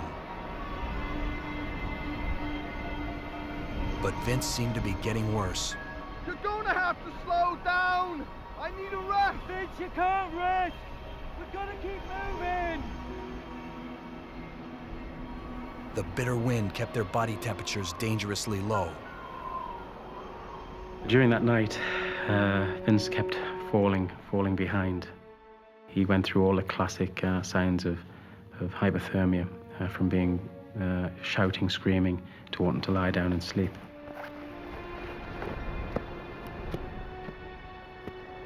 Chris knew they couldn't survive these conditions much longer. Hey, we're coming off! The men were already disoriented. It was a struggle to stay on course. Andy and his men reached the road. The storm had finally passed over them. After hours of waiting, they saw headlights in the distance. If they wanted to get out of Iraq alive, it was now or never.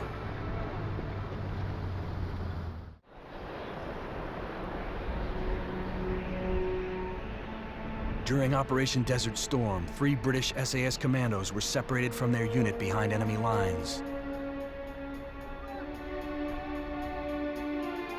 A winter storm hampered navigation.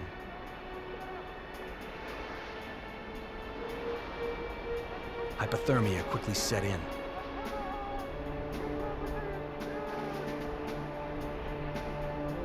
Vince, the most experienced of the 3 commandos, had been injured in a firefight. Now he struggled to keep up.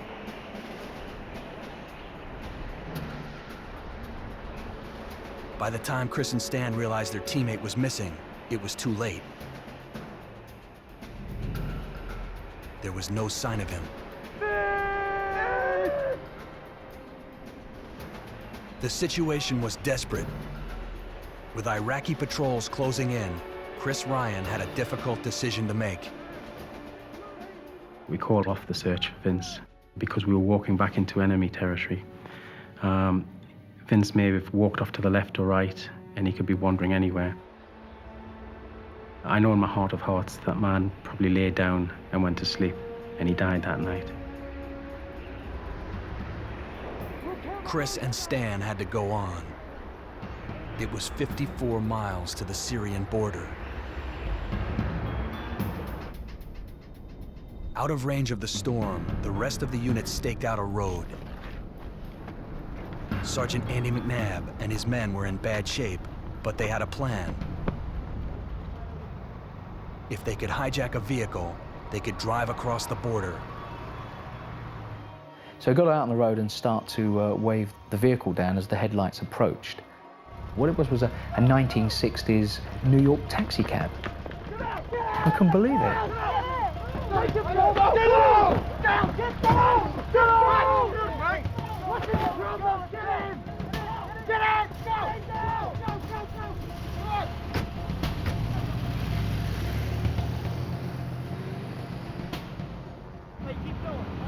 The SAS drove northwest. They were now just 35 miles from the border. Not far away, Chris and Stan were in trouble. Both men were dehydrated and exhausted.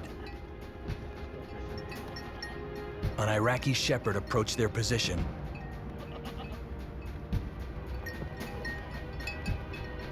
In desperation, Stan blew their cover. How you doing, mate? How you doing, mate? Good. The commandos needed a vehicle. This lad couldn't speak English and we couldn't speak any Arabic. And Stan was asking him, did he have a vehicle and or a tractor? Tractor? How far to walk? How far to walk? He's just saying yes to everything. Listen, I'll take him and see if we can get a tractor. Stan insisted on taking the shepherd in search of a vehicle. I was against it because it was breaking SOPs. Stan left his weapon and webbing with me. And I said, I'll be leaving this location at 6:30. If you're not back, I'm going. Hold on to it, Stan. And I said, if you change your mind, just shoot this guy and come back.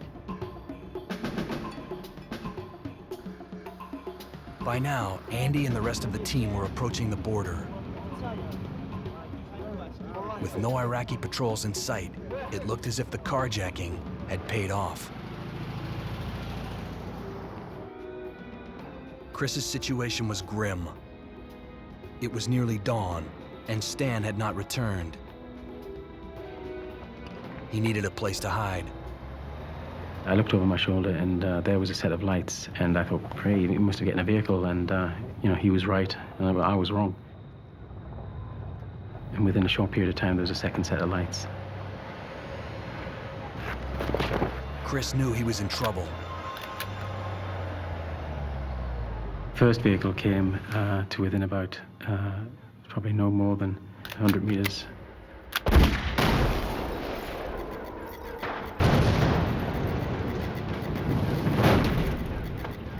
I moved forward and put a burst into each vehicle.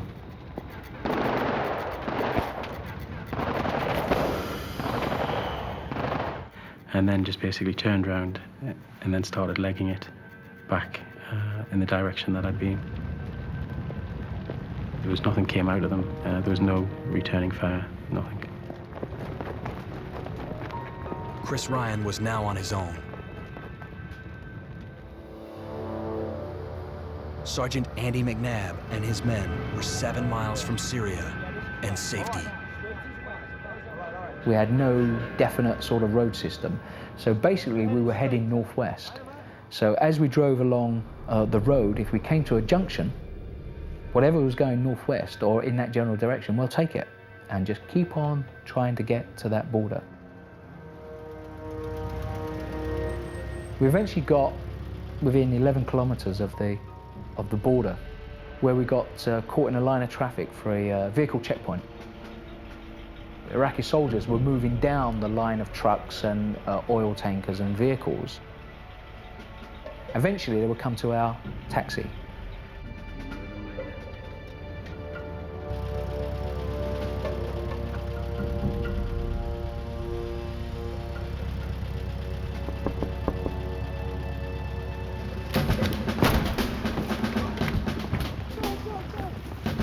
And then we just started running, and we started running west to get out of the area and get towards the border. We, could almost taste the border. Standing between the SAS and the border was the Euphrates River. Once we get out of the confusion, stop, consolidate, so we can get over the border that night. Exactly 10 k's to the border. Okay, Mark. Ricky, on me. Let's go. Andy and Mark reconned the river, looking for the narrowest point. Because we knew if we didn't cross it, we'd die. Far too much activity, far too much.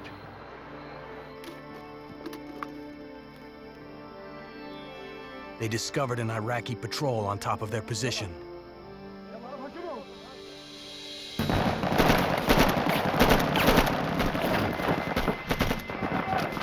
At the sound of gunfire, the rest of the team scattered. Legs and Dinger ran out of ammunition. They decided to swim for it.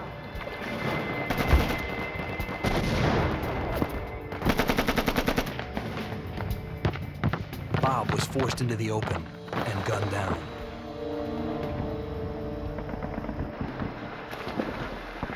Legs and Dinger made it to the opposite bank of the Euphrates.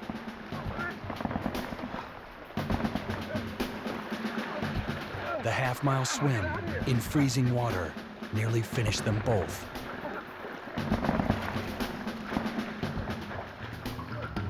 Andy and Mark were now low on ammo themselves. They made a break for the tree line. And as we came over the lip and started to move forward, we was opened up on from about 5 meters away.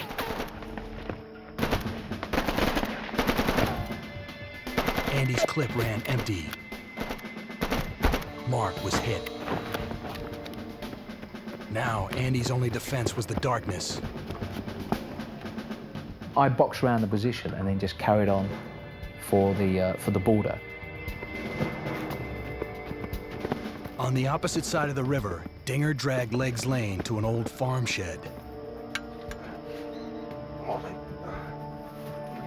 Legs was barely conscious. He could go no further.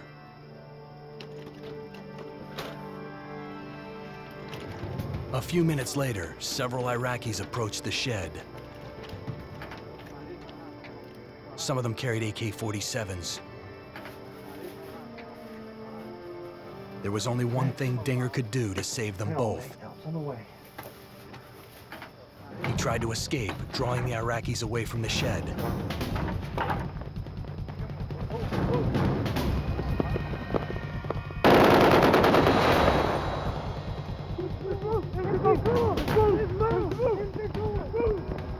Despite Dinger's sacrifice, Legs was too far gone. He died later that night.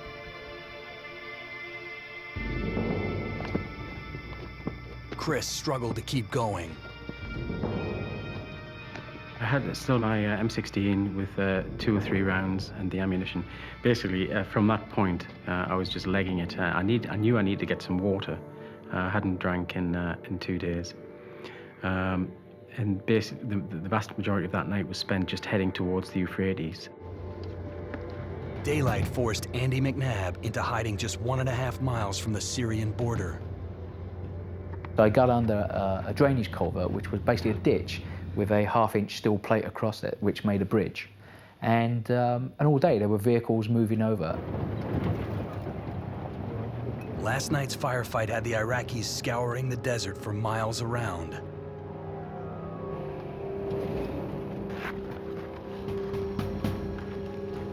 They searched every possible hiding place.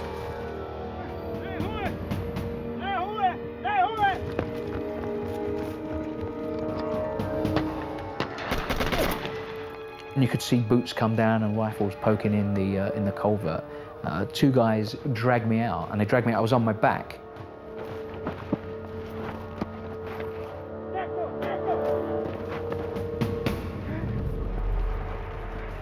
As I looked, I could see the high ground of Syria, which I couldn't see because obviously I found the hiding place at the last light, so I didn't see it. So it was so close I could always taste it.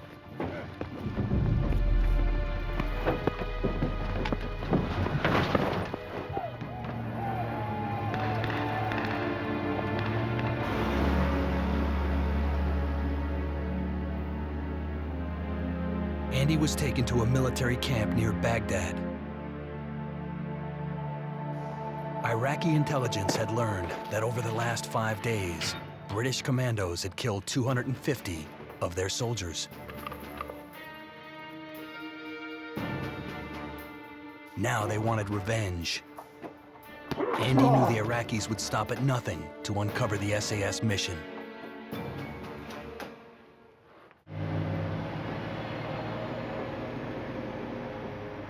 Sergeant Andy McNabb of the British SAS had been captured behind enemy lines. He was taken to a military camp deep inside Iraq. He learned that 2 other members of his squad were also there.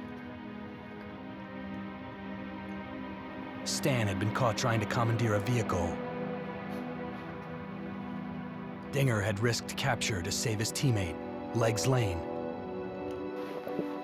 Now, all 3 commandos faced torture by Iraqi interrogators. Know some things. During the time in the interrogation center, certainly after the first 4 or 5 days, I thought there's no way we're going to get out of this, we're dead. We're all soldiers here. His training had prepared him for physical and psychological torture. You've got to accept whatever happened to you physically. Sorry, I can't answer. What you're trying to do is be the grey man, not be any obstruction, not try and be aggressive. You know, just trying to go with the flow and keep that mental integrity. We're not making much progress, Andy. Andy finally offered interrogators a cover story. They were medics, separated from their unit. The Iraqis weren't satisfied. Chris Ryan was the only member of the team who had not been killed or captured. U.S. fighter jets were bombing a military installation near his position. The young medic was running out of time. At this point, I knew I was in trouble, the way my body was. I mean, I've smelled dead bodies before, and I've been on exercise where I haven't washed for 3 months, and your body gives a particular smell. Now, when I squeezed my fingernails, there was pus coming out of them. As I said, all my teeth were loose now. There was bleeding. My feet were in a dreadful state. The sores were open on my body. I was quite worried. I didn't know how far I could actually go on. Syria. At dawn, Chris approached a small farm. Syria. This is Syria. Sorry. Iraq. Chris Ryan had achieved the impossible. Sorry. Without food or clean water, he walked 180 miles in 7 nights to reach the safety of Syria. At the same time, 3 of his teammates were being held in a prison near Baghdad. Their situation was grim. God, The cells were filthy and freezing. I want to speak to your officer. The beatings came more often. I want to speak to your officer. After 8 days of torture, Andy decided his men had held out long enough. I'm a member of a close observation platoon. Andy told the officer a modified version of the truth. They already knew much of the information he gave them, and this helped verify his story.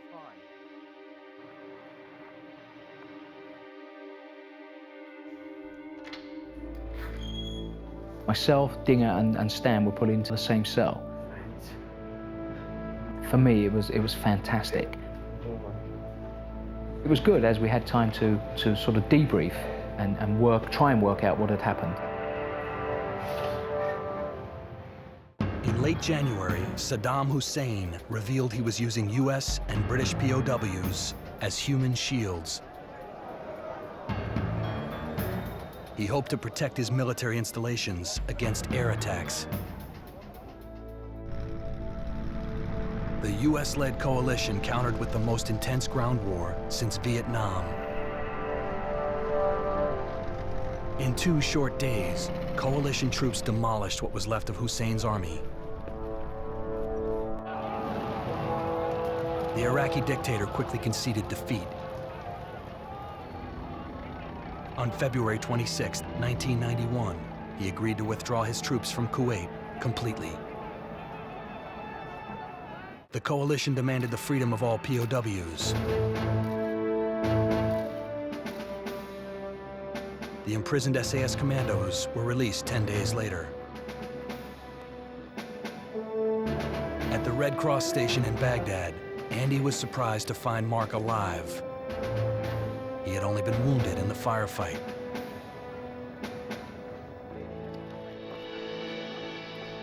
Five members of the team survived. 3 did not. Bob Consiglio, Vince Phillips, and Legs Lane were killed in action. The men of Bravo 2-0 risked everything to accomplish their mission. Their courage and their sacrifice will never be forgotten. A nightmare scenario erupts in Holland. 60 adults and over 100 children are taken hostage and threatened with death. As the crisis escalates, negotiations break down. A special forces unit is deployed to end the stalemate. They are the Netherlands' elite anti-terrorism force, the Royal Dutch Marines. In an era of global violence, a new breed of warrior has emerged to counter the threat. Superbly trained, fearless, and equipped with massive firepower, these men are an elite few. Their teams are hand-picked, their operations covert, their missions deadly. From around the globe, these are the untold stories of the Special Forces.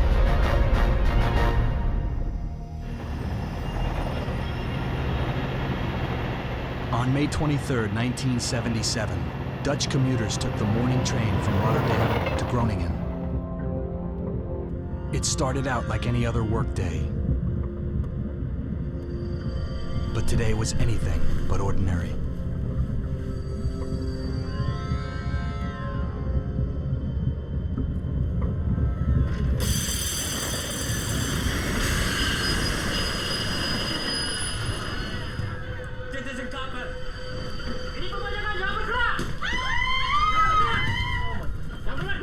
One of over 60 passengers aboard the train was Annie Brouwer.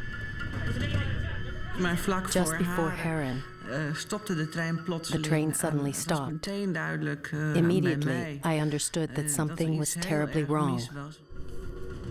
9 heavily armed terrorists rushed down the aisles. They appeared to be South Moluccan, members of a large ethnic community in Holland. They ordered the passengers to cover the windows with newspapers. At the other end of the train, the crew and several passengers were able to escape. They immediately notified authorities of the hijacking. As the police and military units rushed to the scene, a government crisis team assembled at The Hague. The Ministry of Justice spokesperson was Toos Faber. We were called that something with a train was happening in the northeast of Holland, and that we were requested to come immediately. 15 miles from the train, morning classes had just started at an elementary school in Bovensmilde.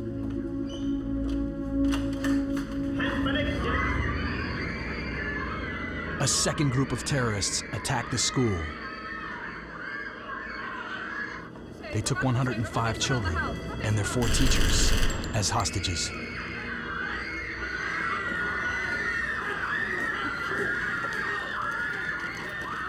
The school's principal, Eve van der Vliet, was immediately singled out.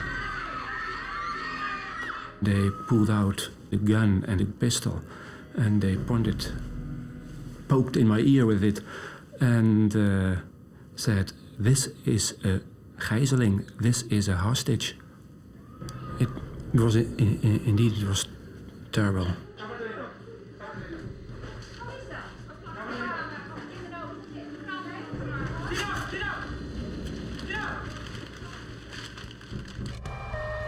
For Dutch police responding to the school, it was an ominous scene.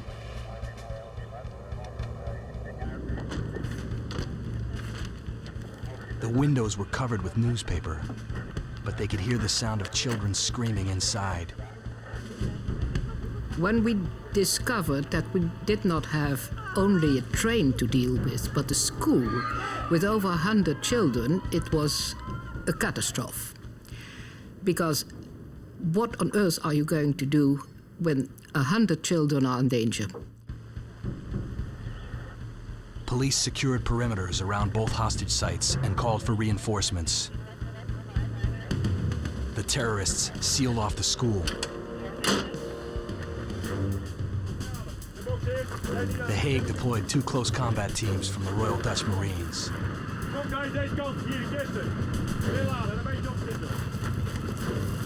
They are Holland's elite counterterrorism force.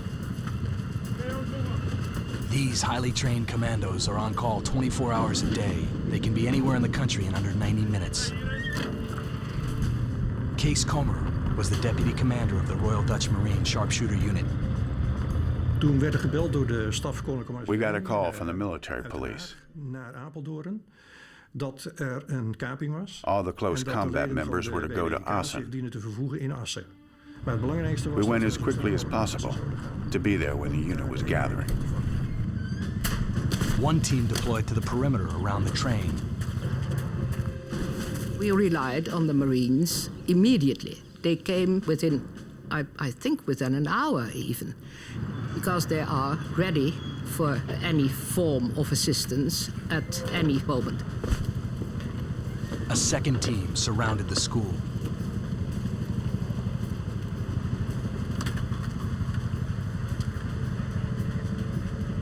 The police made the first move. They tried to establish a phone link to the terrorists. First thing you do, a police officer goes there and asks whether they want a field telephone, whether they want to have communication, which they always want because they want to have their demands met.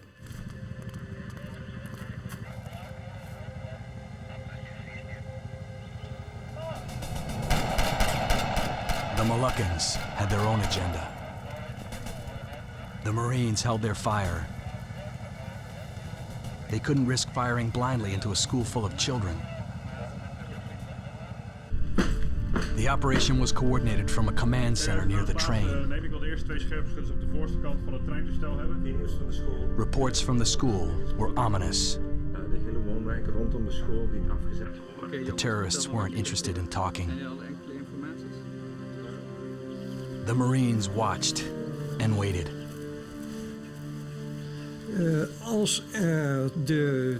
Discipline is very important in our unit. No one pulls the trigger without orders from the Central Firing Command. Negotiations were up to the politicians and the Crisis Center. At The Hague, the commander of the Royal Dutch Marines briefed the crisis team on their emergency plan. With so much at stake, the rules of engagement had to be clear. The first plan the Marines had to make was an emergency plan when the first victim would be executed. The emergency plan would come in action, and the Marines had to storm the train and the school with, of course, all the risks for the hostages. The emergency plan was a worst-case scenario, but without intelligence, it was all they had. The Marines needed time to prepare a safer, more deliberate assault plan. It was crucial for the government to draw the terrorists into lengthy negotiations.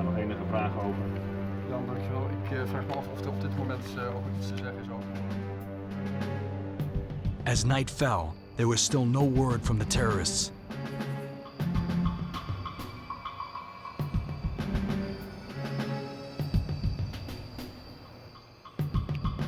While the Marines studied blueprints of both locations, the government worked on a profile of the terrorists. The first thing you have to know is which terrorists are there. What kind of people are they? Are they very violent? Are they intelligent or stupid? Who are we dealing with? And that you discover only after a certain amount of time. According to the train crew who had escaped, the terrorists were South Moluccan. In 1977, 40,000 South Moluccans lived in the Netherlands. As refugees of a former Dutch colony, they were considered stateless persons. They were unwelcome in their homeland, but rejected Dutch citizenship. 18 months earlier, another group of Moluccan radicals took their cause to the world press by hijacking a train. The ill-conceived plan turned bloody. By the time it was all over, 3 innocent people lay dead. They executed the driver of the train by firing through the door. They didn't aim to kill him. The second and the third, they did aim to kill, to put pressure on us and to impress us that their demands should be met. As the current crisis unfolded, passenger George Flopper feared for his life. Of course, you think you are in danger because you know what happened 1.5 years before. And that's what we are afraid of. The Marines made another attempt to establish contact with the train.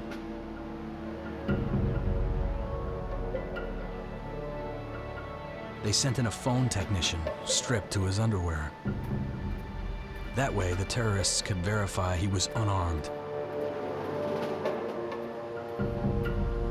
For the Marines, any contact with the terrorists was an opportunity to gather intelligence. The gunman who accepted the phone was indeed South Moluccan. ruimte om naar je toe te komen en de telefoon af te geven met de katrol terug te lopen. He also handed over a letter for the Dutch government.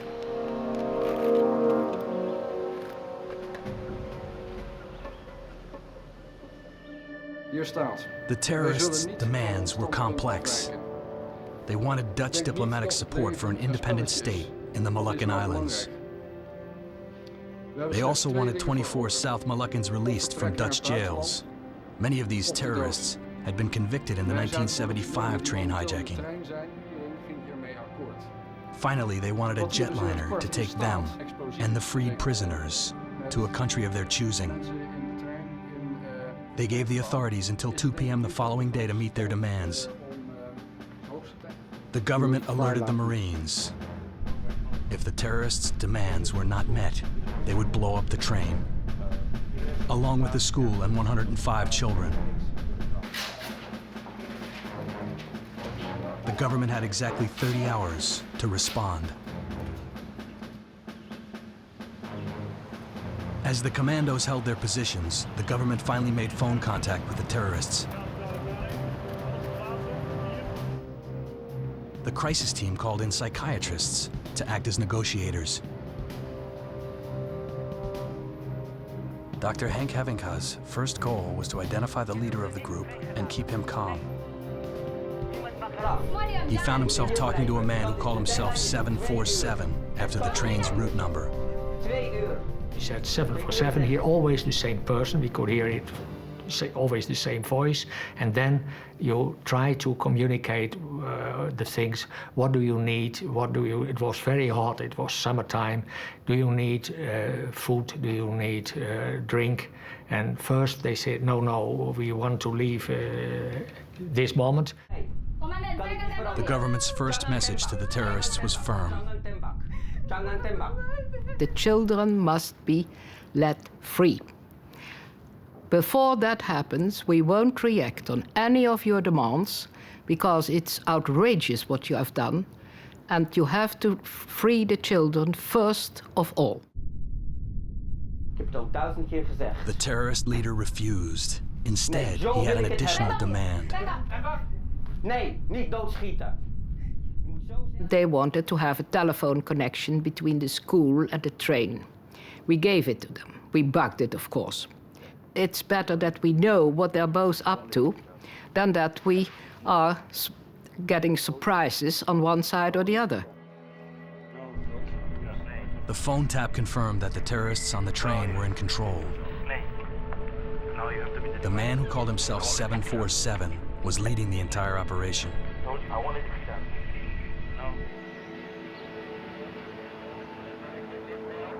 On Wednesday, as the 2 p.m. deadline neared, the children's parents became frantic.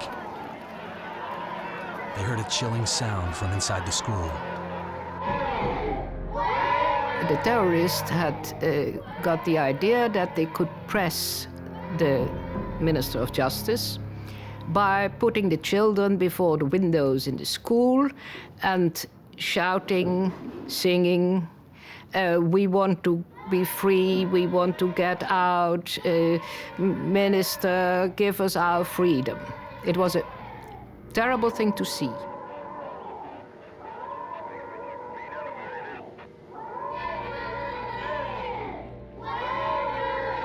The terrorists threatened to throw hand grenades into the crowd of children. Principal Vandervliet was determined to protect his students. I talked to the teachers, and we said to each other, it's impossible to let that happen, throwing a hand grenade in the midst of the children. So we made an appointment that whoever was closest to the hand grenade would jump on it.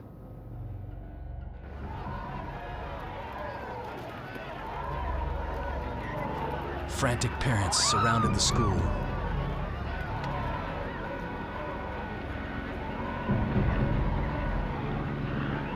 The Marines stood ready to implement the emergency assault plan, a blind attack on both locations. When the moment approached of the first deadline, we in the crisis center were completely still. No one looked at no other. We just held our hearts. What's going to happen?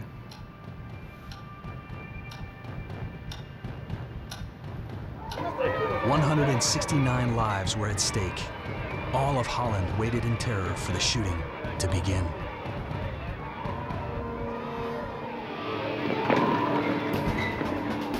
The Royal Dutch Marines surrounded a primary school in Bovensmilde, Holland. Inside the school, South Moluccan terrorists threatened to kill over 100 school children if their demands were not met. A second group of terrorists threatened to kill 60 passengers aboard a nearby train. The terrorists' demands were extensive. They wanted 24 fellow Moluccans released from Dutch prison. They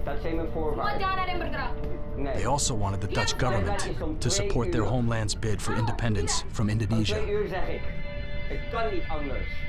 Finally, they wanted a fueled jetliner to take them to a country of their choosing. The government had until 2 p.m. As the deadline neared, the Marines readied their weapons. If a single hostage was harmed, Deputy Commander Kees Kommer was ordered to attack both targets. The operational plan is decided on the spot because no situation is ever the same. We must determine which possibilities we have and from which positions the shooters have the best shot. The plan is, when all the tangos or terrorists are in view and the shooters have confirmed that they are aiming at the targets, at that moment the command to fire is given and all the tangos are taken out. Not all -1, all of them. Negotiator Henk Havinga kept the terrorists talking as the seconds ticked by. It's one of the most difficult things in negotiation to try to persuade people not to react on the clock, but wait a little bit, and then you gain some time, and gaining time is very important. As the clock struck 2, Principal Vandervliet prepared for the worst. The most dangerous moment for the children was Wednesday, 1400 hours. The moment when the ultimatum was ended.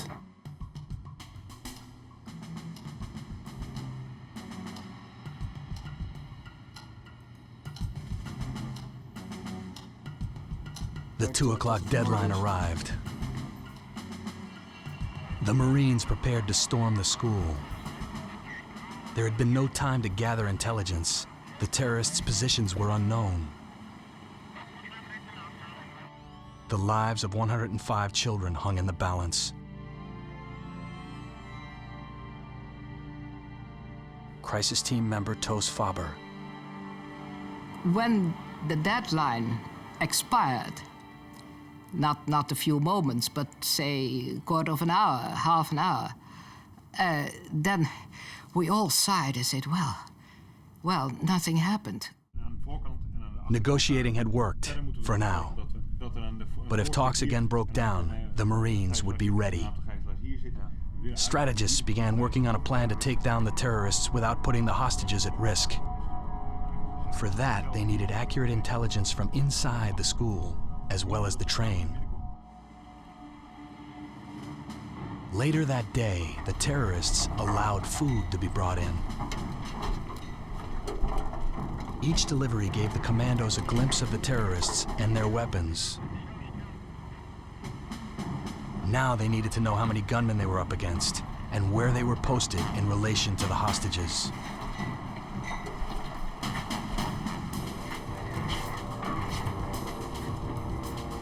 A request for cleaning supplies suggested the terrorists were digging in. Government negotiators had bought the Marines enough time to conduct electronic surveillance. The challenge was bugging the interiors. Marines tried from the start to get listening devices in the train. The first possibility was to bring it in, the devices, with the food. But boxes in which the food was brought in were thrown out again. There was only one way the Marines could get surveillance equipment on the train. They would have to plant it there themselves. A Marine electronics expert made it to the tracks. He installed sensitive listening devices to the train's undercarriage. These devices would transmit conversations inside the train cars directly to the command post. State-of-the-art surveillance cameras were concealed in the tree line.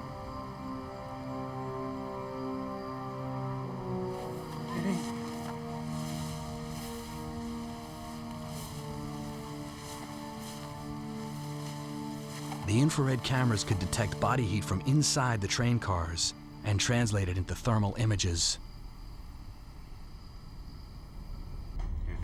The Marines were now able to study the patterns of the terrorists as they moved inside the train. But there was still no way to know what was going on inside the school.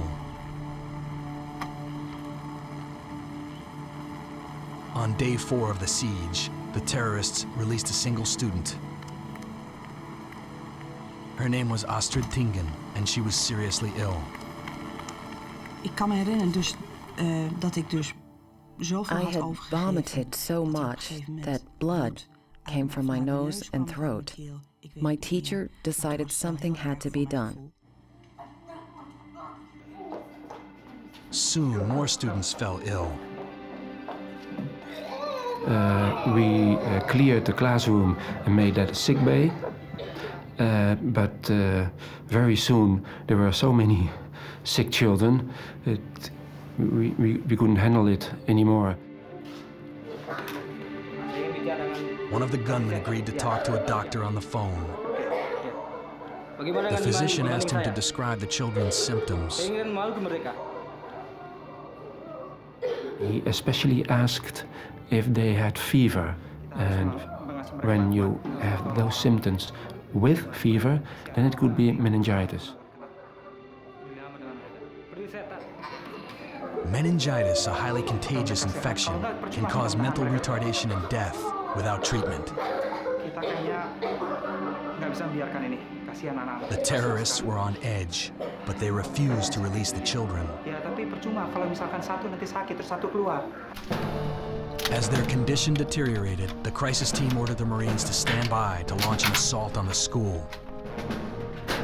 If the children were seriously ill, they couldn't afford to wait.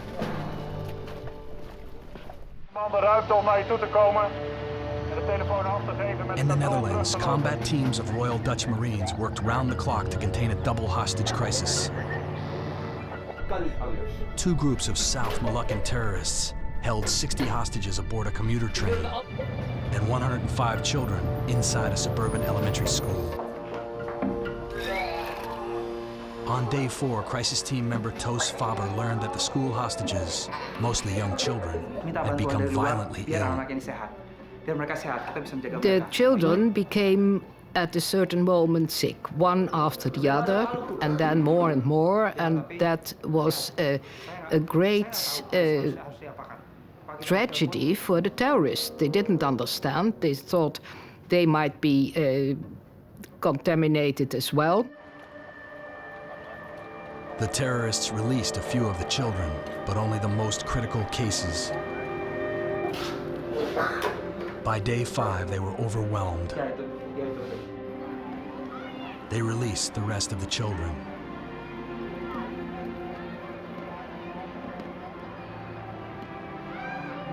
Medical exams showed no sign of meningitis. In fact, there was no medical explanation for their illness. Now, nobody ever believed us that we did not put anything for the children in their food to make them ill. We didn't. The children recovered quickly. From their statements, the Marines developed a detailed picture of the number of terrorists and their movements.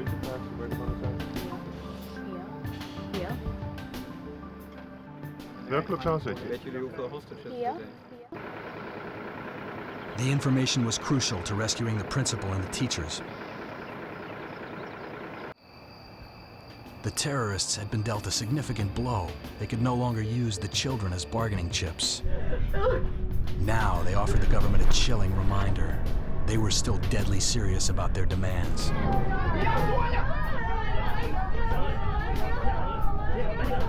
They wanted their comrades released from prison, and they wanted safe passage to a jetliner.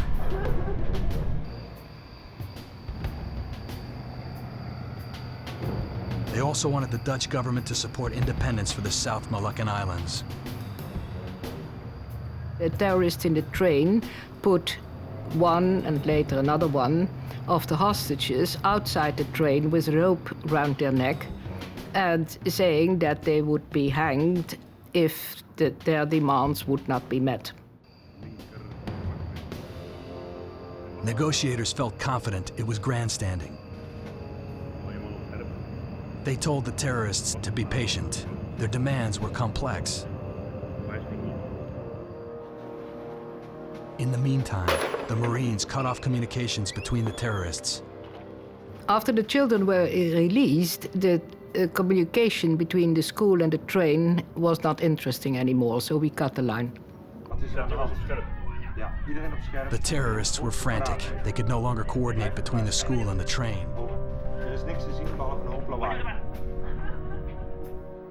Electronic listening devices revealed tempers aboard the train had boiled over. A passenger tried to rush one of the terrorists.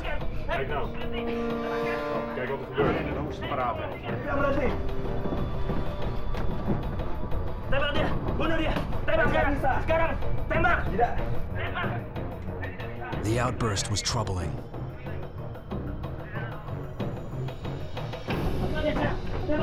At least 2 of the terrorists were temperamental and willing to kill hostages.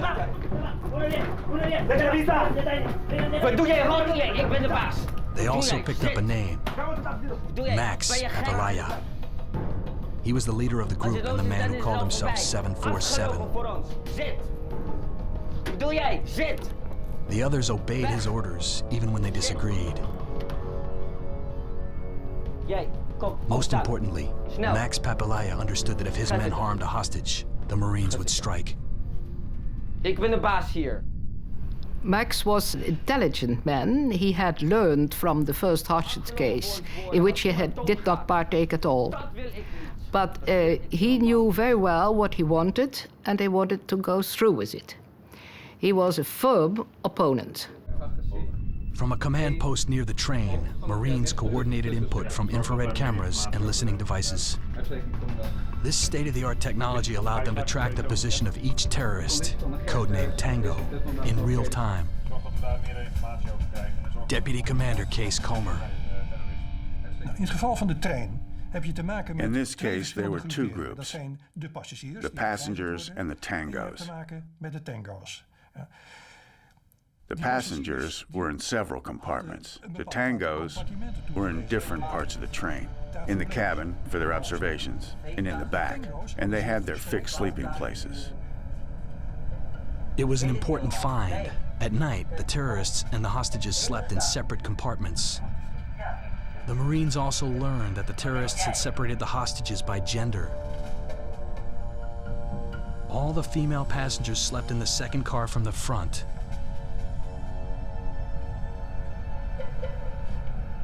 The male passengers were being held in the third.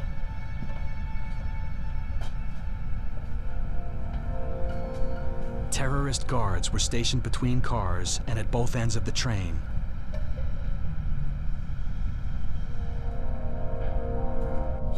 The combined technology gave the Marines an electronic eye inside the train. They were able to track the movements of each and every terrorist. In the event of an assault, they now knew where to shoot. From that moment on, the Marines were ready to get in the best, safest way for the hostages. For that was the aim. The hostages' welfare was our utmost interest. Not, I'm sorry to say, the welfare of the terrorists. 10 days into the siege, the Marines were ready to stage a simultaneous assault on both the train and the school. With over 60 lives still at stake, failure was not an option.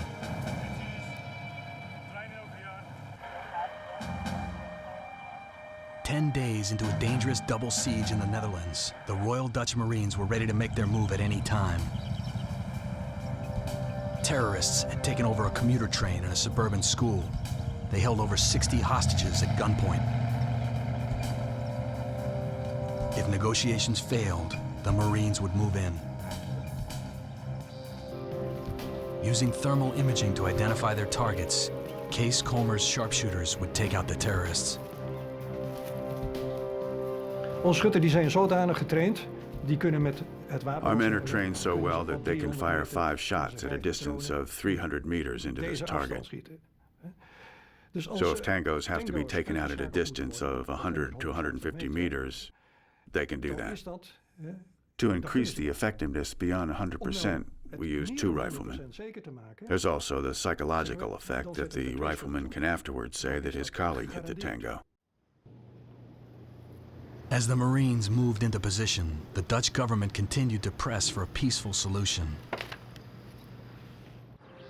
To avoid bloodshed, the terrorists and the government agreed to accept 2 prominent members of the South Moluccan community as mediators. Josina Simokil had been married to a South Moluccan hero, Ministry of Justice spokesperson Toos Faber. Mrs. Simokil was the widow of a freedom fighter in the Moluccans who was killed there, and therefore a kind of monument to the Moluccan society, to all the Moluccan people. The mediator and the intermediators both had the instruction, bring them to reason and tell them to end this situation as soon as possible and without casualties.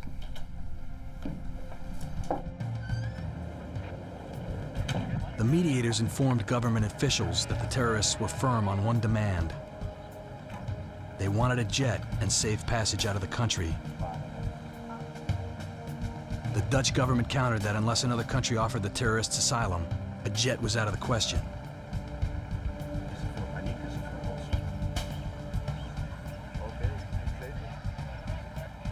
As a show of good faith, the South Moluccans released a pregnant passenger, Annie Brouwer. The terrorists were doing just enough to avoid an assault. We liepen zo langs die trein naar een boerderij. Daar We walked along the train. There were ambulances and police, and immediately they asked me to tell them how things were in the train. Now I understand. But then I didn't like the fact that they asked me so many questions on my way to the hospital.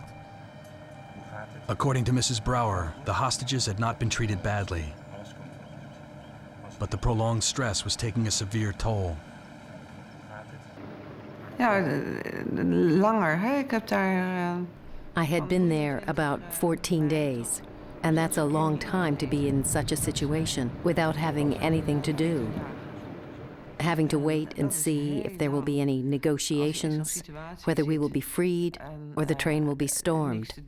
The days were very long.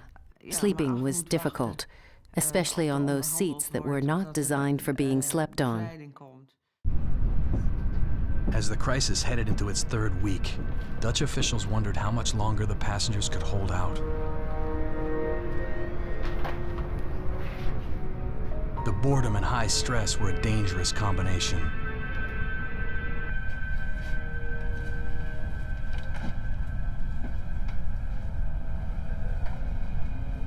The longer it went on, the more likely a hostage or terrorist might snap and ignite a crisis. After 2 weeks, more than 2 weeks, doctors came to tell us that you can't have a situation like that go on forever. That would ruin the hostages' health. So we knew that very well. On day 19, the South Moluccan mediators were called in one last time. They had to persuade their countrymen to give up. The move backfired. The last time the intermediators went to the train, we heard later and experienced later on that Mrs. Sumukil had brought with her a note that Benin, an African country, was willing to receive the terrorists. It said, well, there is a way to get into Benin in a half-legal way. We didn't know about that. But after their visit, Max Papilaya, the leader of the terrorists, got terribly aggressive and didn't want to speak about anything anymore. The terrorists rallied at the prospect of safe passage to another country. They suddenly reverted to their original demands, including a fueled jetliner. With asylum in reach, Max Papilaya became belligerent with negotiators. Negotiator Henk Havinga realized that a peaceful resolution was now unlikely. You could taste it, you could feel it, and he became at the moment very threatening. And when that slowed down, he said, well, okay, Christmas. And that was 6 months later. Papilaya had clearly made up his mind, freedom or death. Okay, He bluntly told the psychiatrist that if his demands were not met, he would kill all the hostages. The authorities believed it was better for the Marines to act on their own plan than to react to a situation created by the terrorists.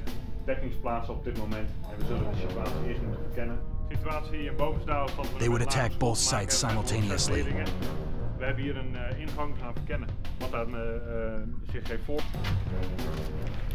The commandos packed wooden frames with plastic explosives to breach the doors of the train.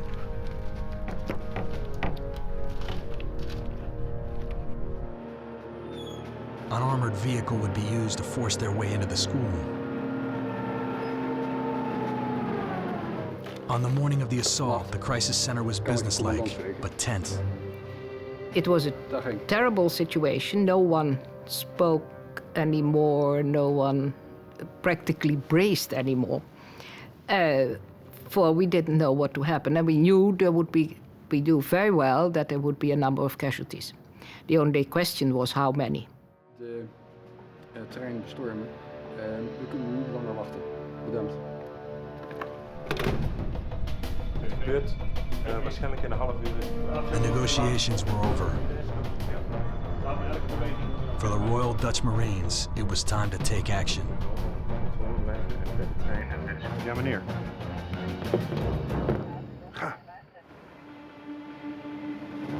On the morning of June 11th, 1977, a team of Royal Dutch Marines launched precision raids on 2 hostage sites. After 3 weeks, Toos Faber and the crisis team were finished negotiating with the terrorists. The Marines, they drove right through the walls to the total shock of the teachers and the total shock of the terrorists. Intelligence gathered from surveillance and witness statements allowed the commandos to breach the building safely.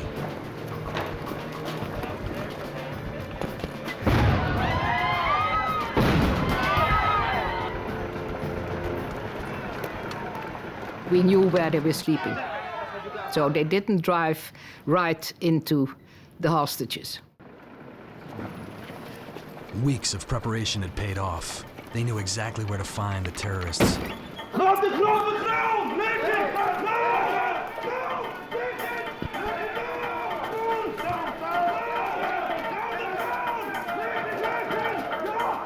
Principal Vandervliet was relieved. They surrendered without resistance. They immediately started crying, "Don't shoot, we give up, we give up." And well, they obviously hadn't the intention of having themselves shot. So they didn't fire one single shot. The terrorists were apprehended without incident. The school was now secure. The teachers were finally safe.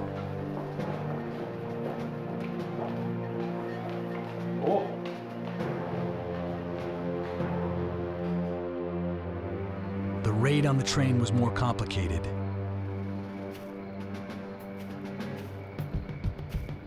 There were more hostages involved, and the terrorists were on edge.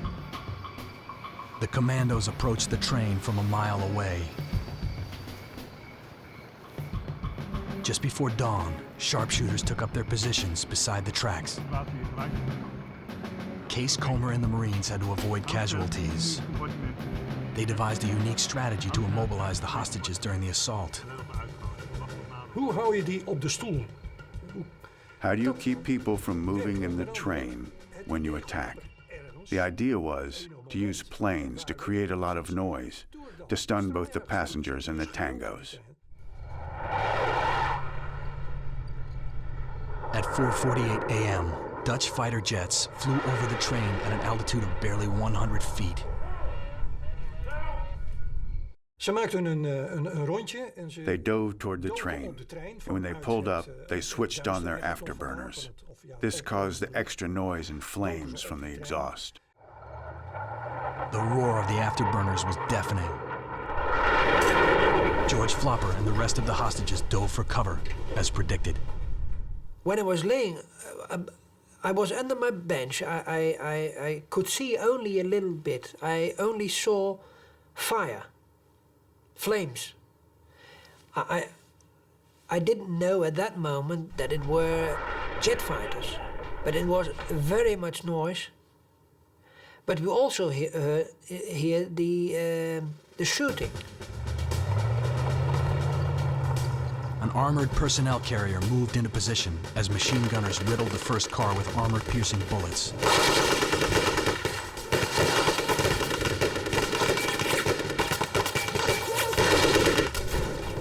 Six of the 9 terrorists died instantly. Sharpshooters concentrated their fire in between the train compartments to pin down the surviving terrorists. As long as the hostages remained on the floor, they were safe.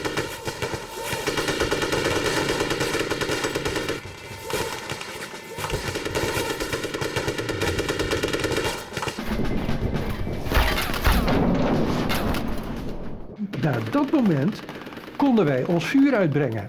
En dat deden we in At that moment, we directed firepower at certain compartments.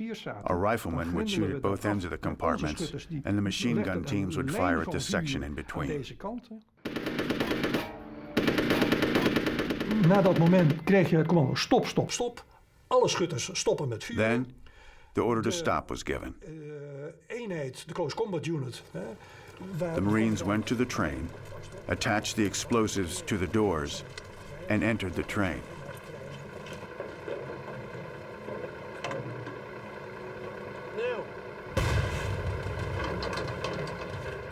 In a classic assault, 3 teams of commandos stormed the train, one for each of the 3 cars.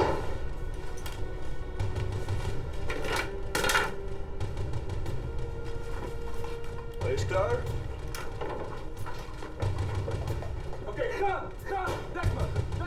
They entered the different compartments, and each group of Marines had to take care of its own compartment. Ga! And they did. Well, the last terrorist, the youngest one, it was, as far as I remember, was so scared he tried to get out. But, well, you can't escape the Marines.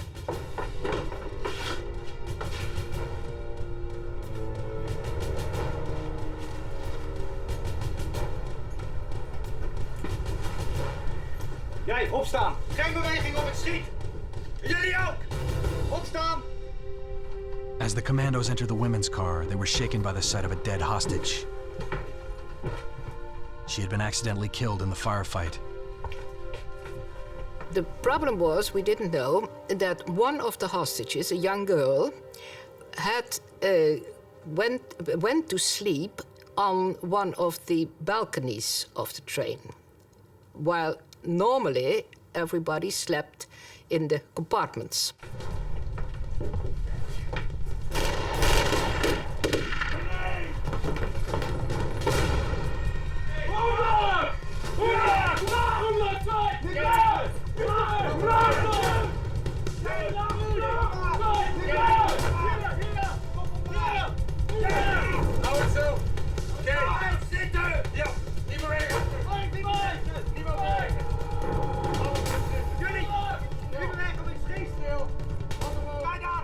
De mariniers gaan de trein in.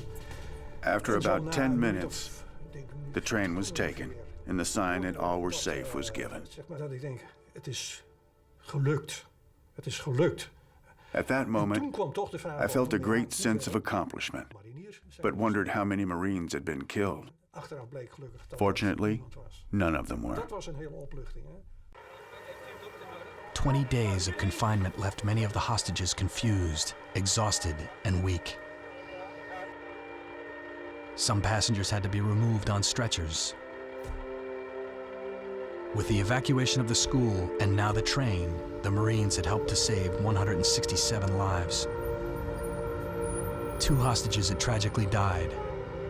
To our great regret, also a second hostage was killed because he stood up and came into the line of fire. 2 Marine commandos were wounded.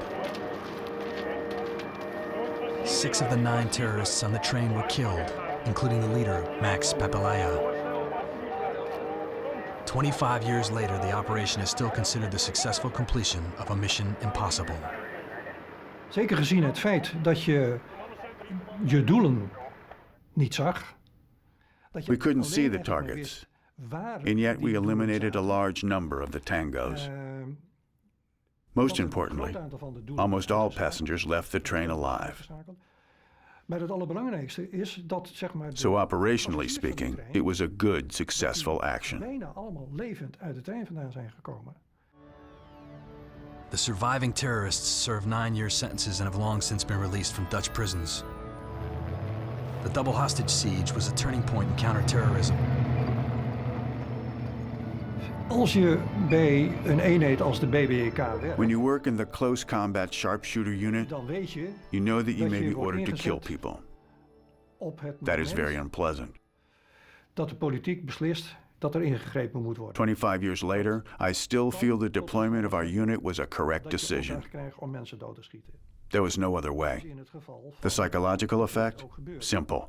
You get your orders and you carry them out, taking out the tangos. in die objecten zaten. Today, the close combat unit of the Royal Dutch Marines continues counterterrorism operations in the Netherlands and within NATO. The 1977 double siege is still their most famous mission. From surveillance to strategy and execution, the Marine operation became a textbook example of how to handle a hostage crisis.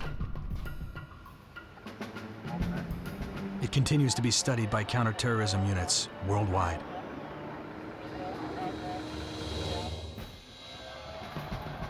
As terrorism spreads across Europe, Germany is a nation under siege. Bombings and kidnappings are only the beginning. The hijacking of an airliner threatens 87 lives. Held at gunpoint and surrounded by explosives, the passengers have one hope of survival. The GSG-9, Germany's elite special forces unit. In an era of global violence, a new breed of warrior has emerged to counter the threat. Superbly trained, fearless, and equipped with massive firepower, these men are an elite few. Their teams are hand-picked, their operations covert, their missions deadly. From around the globe, these are the untold stories of the Special Forces. In 1977, the city of Cologne was a thriving business center on the western border of Germany. On September 5th, the director of the Mercedes-Benz Corporation left his office for the day. 3 bodyguards followed in a separate car. Hans Martin Schleyer was a prominent international businessman. But in Germany, success made him a target for terrorism. In the 1970s, radical factions of Europe's student movement declared war on capitalist governments.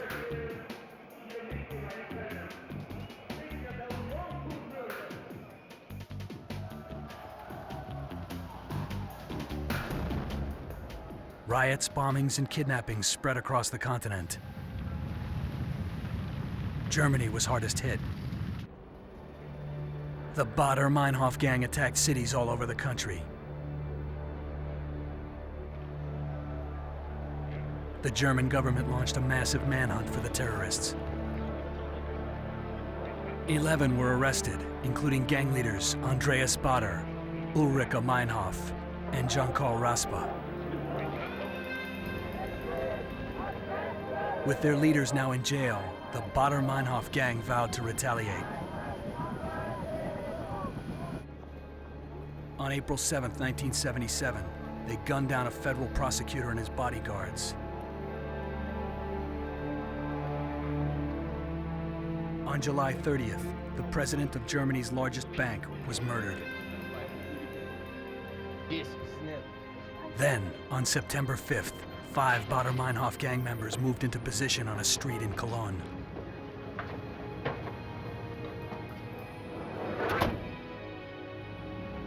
Hans Martin Schleyer was next on their list.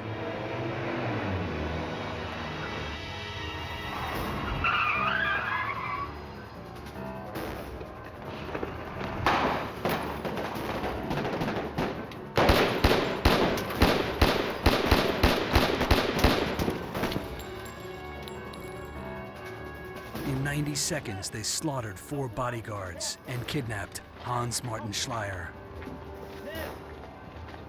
It was a brutally efficient operation. Within hours, the government deployed the GSG-9, Germany's special forces.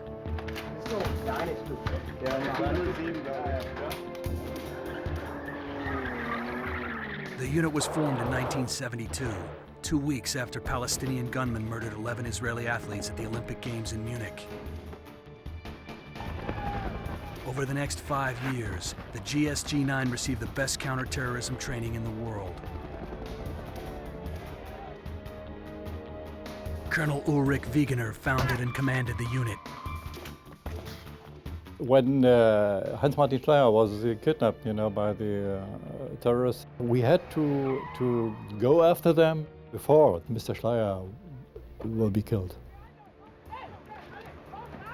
The GSG-9 launched a citywide search for Schleyer and his kidnappers.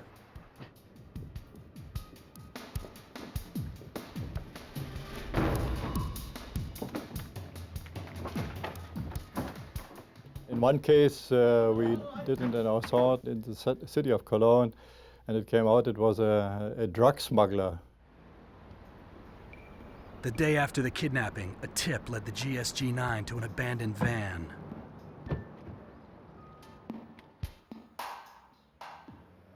Inside, they found a letter addressed to the German government.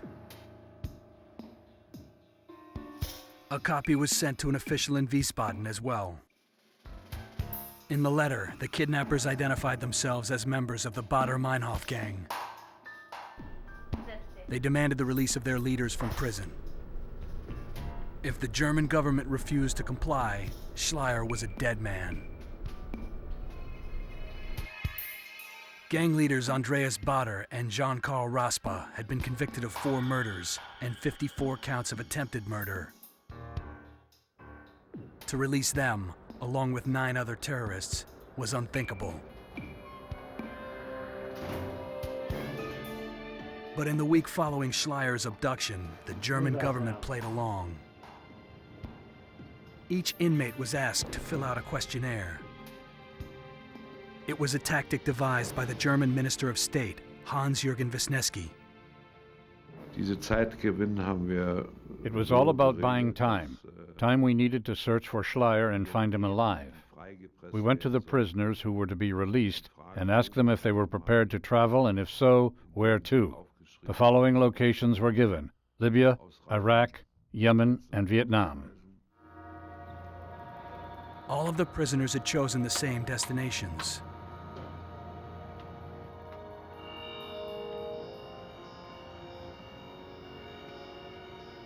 They were communicating between cells using Morse code. Even in solitary confinement, the terrorists continued to maneuver. As an experienced diplomat, Minister Wisniewski was one step ahead. He met with representatives of each of the 4 countries. I went personally to all these places in order to shut the door tightly. I asked these countries to promise us they wouldn't give asylum to any of the terrorists in question. After 5 weeks of waiting, the kidnappers' patience wore thin. Clearly, the government was stalling. It was time to raise the stakes. The Baader-Meinhof gang enlisted the aid of the PFLP, the Popular Front for the Liberation of Palestine. On October 13, 1977, 82 passengers and 5 crew members boarded Lufthansa Flight 181 in Palma de Mallorca, a small island off the coast of Spain. The passengers, mostly German tourists, were flying to Frankfurt. Beate Keller was 21 years old at the time.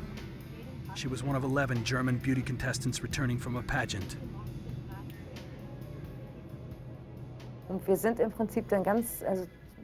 We arrived at the airport late, only a half hour prior to takeoff. They let us go through security without being searched. We were taken out onto the tarmac and rode out to the plane on a bus. But one of the passengers on the bus with us was not part of our group. He had also bypassed security and got on the plane this way as well. 45 minutes into the flight, the crew served lunch.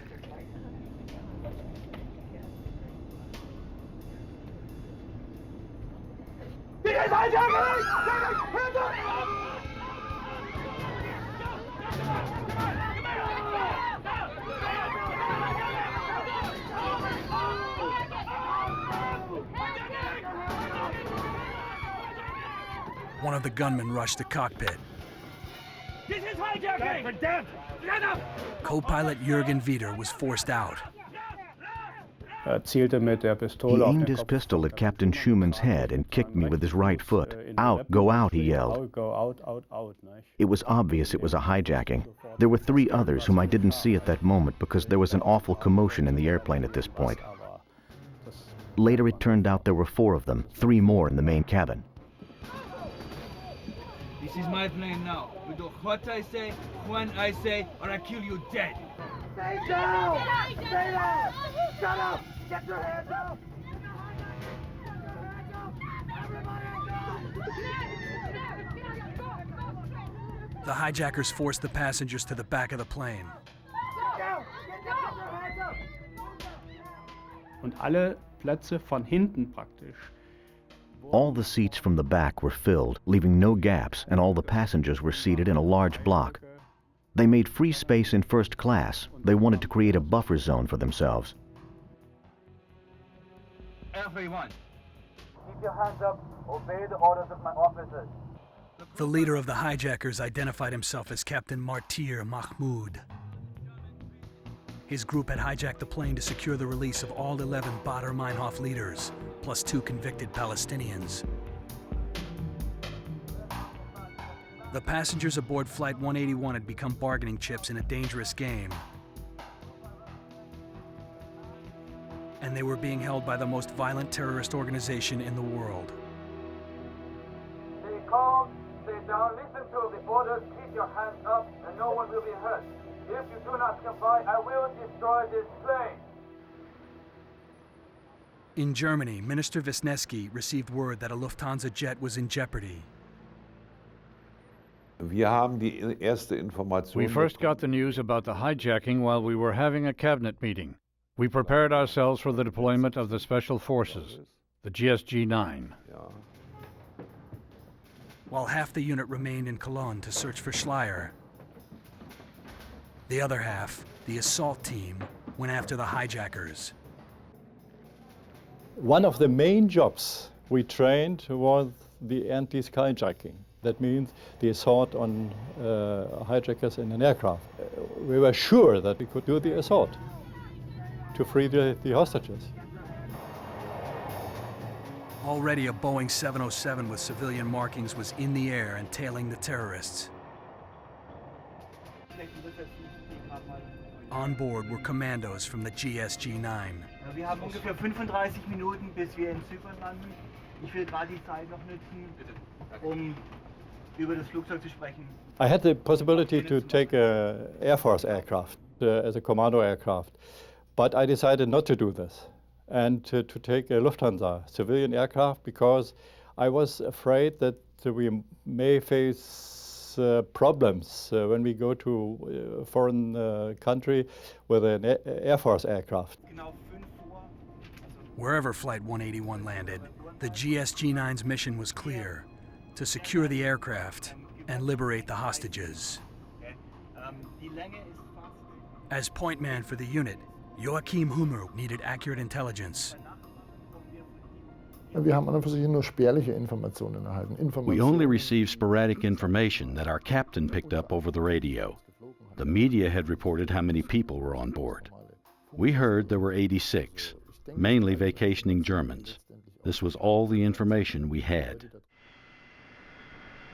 The hijackers forced the plane to land in Rome for refueling. This is Captain Martin Mahmoud. Mahmoud radioed the tower. In addition to the release of the Badr Meinhof prisoners, the PFLP wanted 2 Palestinians freed and $15 million in cash. And $15 million US. If the German government complied, Hans Martin Schleyer and the passengers would be released unharmed. Whatever country of their choice, that is all. Air traffic control in Rome relayed the hijackers' demands to the GSG-9 cockpit. German authorities tried to have the plane detained in Rome. But Flight 181 was soon refueled and taxiing for takeoff. Eventually, we took off without clearance. Mahmoud, the leader, was in the cockpit. The others were in the back guarding the plane. He forced us to take off regardless of the consequences, and we did. The GSG-9 was 2 hours behind. On board the plane, the commandos studied blueprints of the hijacked airliner. Flight 181 was a standard Boeing 737 jet with a center aisle and 6 exits. They knew the layout of their target and how many passengers were on board. But that's all they knew. Dieter Fox was the unit's second in command. Aber man wusste auch, dass wer an Bord war. Man hat das akzeptiert, man hat Informationen ausgetauscht. At that time, nobody knew how many hijackers were actually on board and who those hijackers were. None of us knew because only one of them did the talking. Only this Mahmoud talked. And if he himself didn't want to speak, he had his statements delivered by Captain Schumann. Air traffic control in Rome radioed with an update. The hijacked plane's destination was still unclear, but it was headed for the Middle East. Darüber nachzudenken, welche Möglichkeiten gibt es, was kommt auf uns zu. It was important for us to consider the different possibilities and what we could expect in what countries. It was a brand new thought process from a tactical point of view. The commandos followed the jet into hostile airspace. On board Flight 181, the situation became critical. The plane was dangerously low on fuel. Wieder needed to find an airstrip.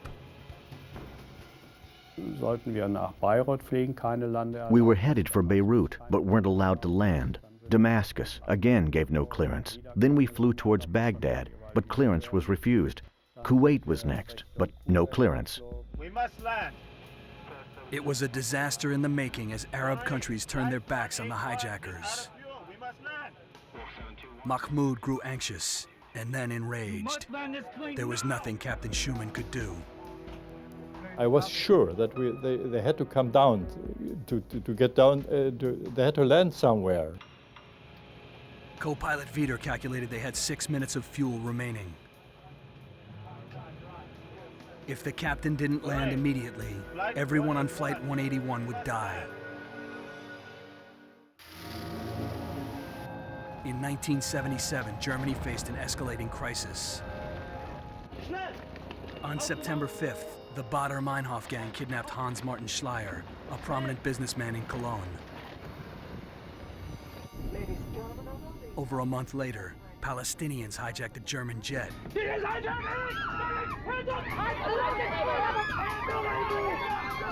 Both groups had one goal: to free 13 convicted terrorists from prison. The GSG-9 assault team pursued the plane from Europe to the Middle East. Hijacked Flight 181 had flown over 2,000 miles and was nearly out of fuel. You must land this plane now! Mahmoud ordered Captain Schumann to land in Bahrain. The small Middle Eastern country was their only hope. Bahrain refused permission to land.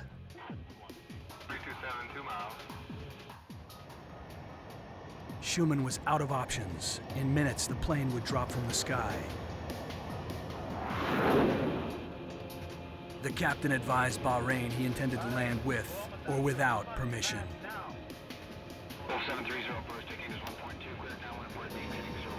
When Flight 181 finally touched down, it had 3 minutes of fuel left in its tanks. Die Information, dass die We received word that they had landed in Bahrain. We could only imagine what was going on in the hijacked plane. The GSG-9 was 2 hours away. They radioed ahead to airport officials. The jet should be detained. Bahrain wanted no part of an international incident. They refueled the jet and ordered Schumann to leave. Flight 181 had just enough fuel to clear Bahraini airspace. A few hours later, air traffic control informed the GSG-9. The hijackers had landed in the United Arab Emirates. Flight 181 sat on the runway in the city of Dubai.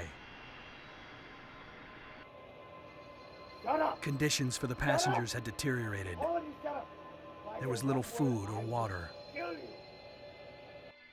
Mahmoud, the lead hijacker, issued an ultimatum to the tower. He addressed Sheikh Mohammed, the country's defense minister. If the terrorists' demands were not met by noon on October 16th, they would blow up the plane. Authorities had 2 days to comply. The GSG-9 landed in Dubai a short time later. had to figure out how to assault the plane without jeopardizing the passengers. Denn es ist schon schwierig genug, eine Maschine zu stürmen, wenn sie bereits am Boden It's one thing to attack a plane on the ground, quite another to have to land and go from one plane to the other, because the element of surprise is lost, and you can expect heavy casualties.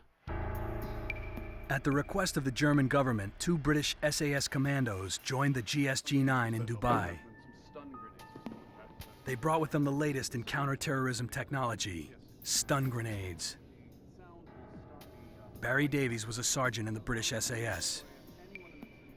The stun grenades, which are commonly known as flashbangs, explode in a series of bangs, and in between the bangs there is a very bright flash.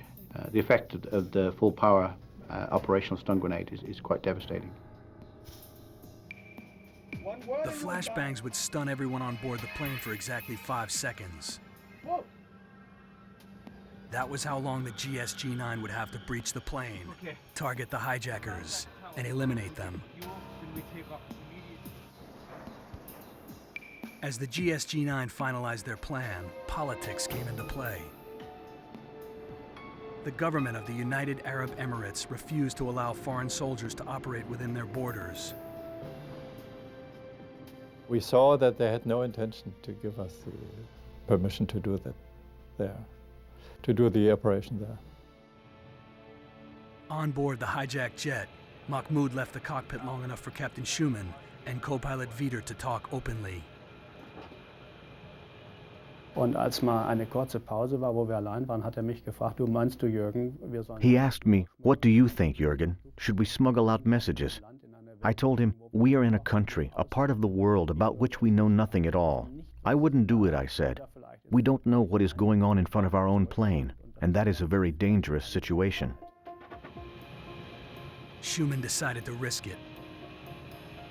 Mahmoud had authorized the captain to order supplies. In addition to food and water, he requested 4 Arabic newspapers and 4 cigars.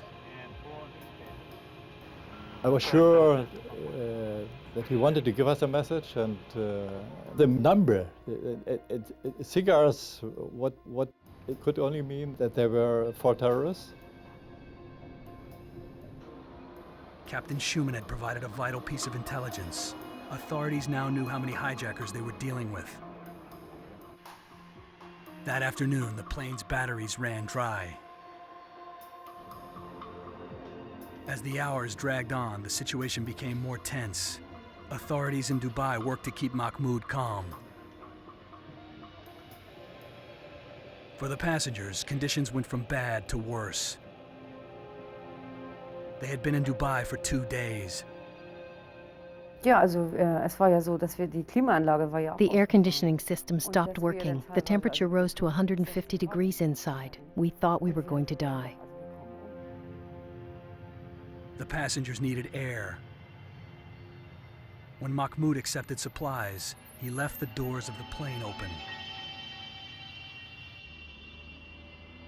And so the first time we could see the terrorists. And one of my boys, he took a number of photographs there, which was very helpful, of course. And we gave the photographs to some members of the intelligence.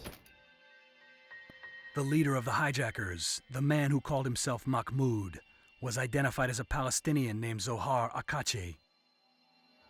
A year earlier, he was accused of assassinating the Prime Minister of North Yemen.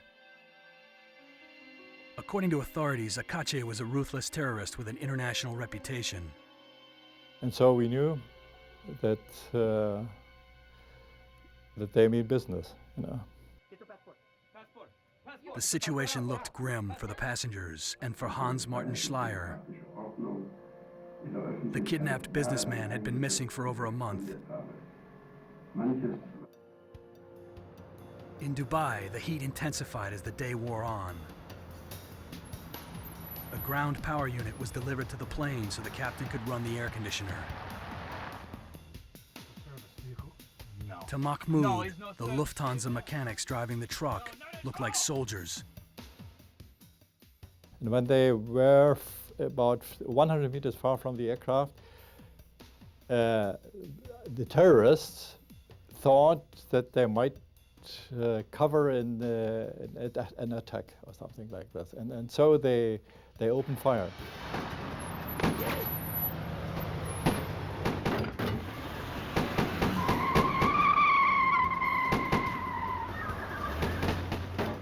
And it was, I questioned the Lufthansa mechanics afterwards, and one was a former service member, and so he said, "Sir, they opened fire with pistols. In the distance of 100 meters, that means they don't have submachine guns or rifles." For the GSG-9, it was more valuable intelligence. The hijackers had limited firepower. They could only shoot at short range. The incident put Mahmoud on edge. He ordered Schumann to prepare for departure. You get me out of here, I'm going to kill you and blow this plane up now! Now! Tower. Flight 181, we need Schumann immediately. To resist Mahmoud's demands meant certain bloodshed. Authorities in Dubai agreed to refuel the plane. Dann plötzlich. We were suddenly told that the plane was going to take off. I happened to be outside looking at the runway, and I saw it take off, flying right past us. For Sergeant Major Dieter Fox and the GSG-9, it was a frustrating development. For the passengers and crew aboard Flight 181, the terrifying journey continued.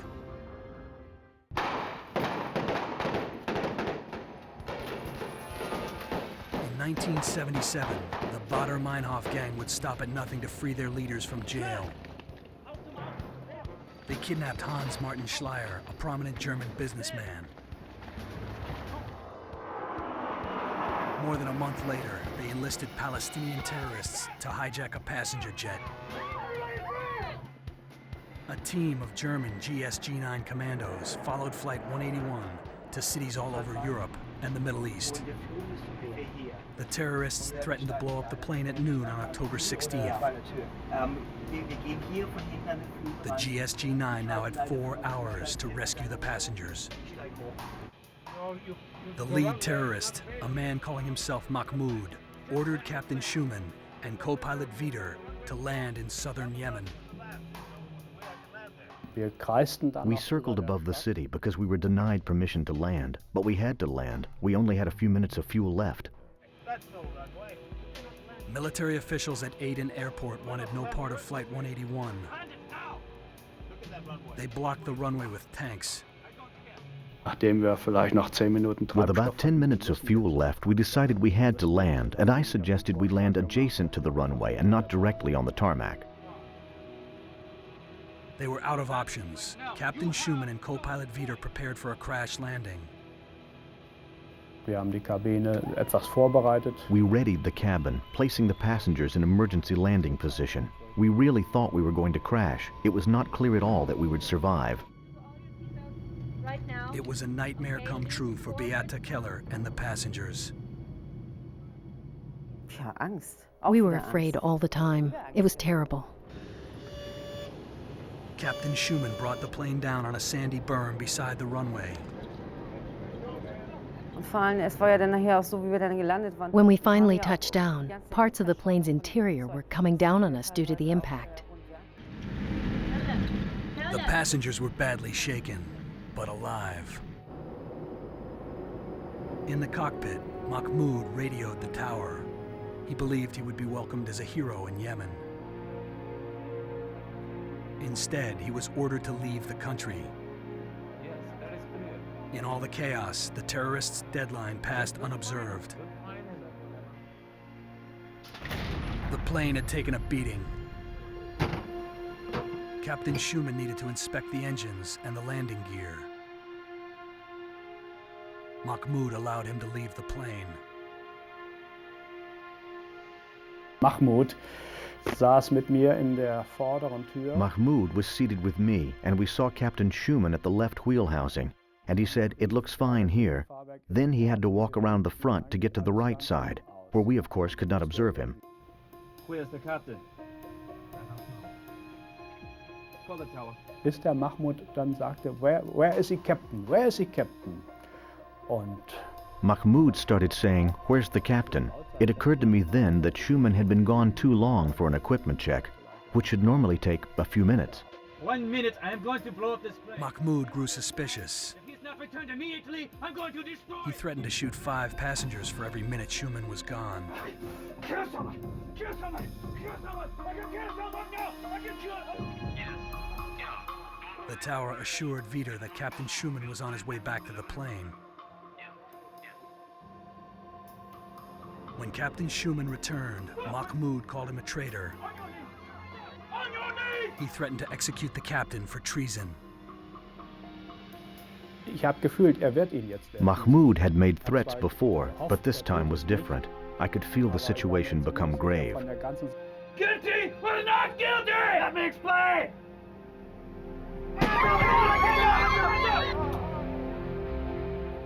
I remember the moment when Schumann was shot. A female terrorist was eating an apple. She was untouched. That was terrible. You and you! Drag him! Take him out! Take him to the back! Now. Captain Jürgen Schumann gave his life trying to protect his passengers. Move. I remember 2 passengers helping them drag his body along the floor to the back of the plane. His arm was sticking out, and I saw his wedding band on his finger and thought about what his wife would do when she heard about her husband's death.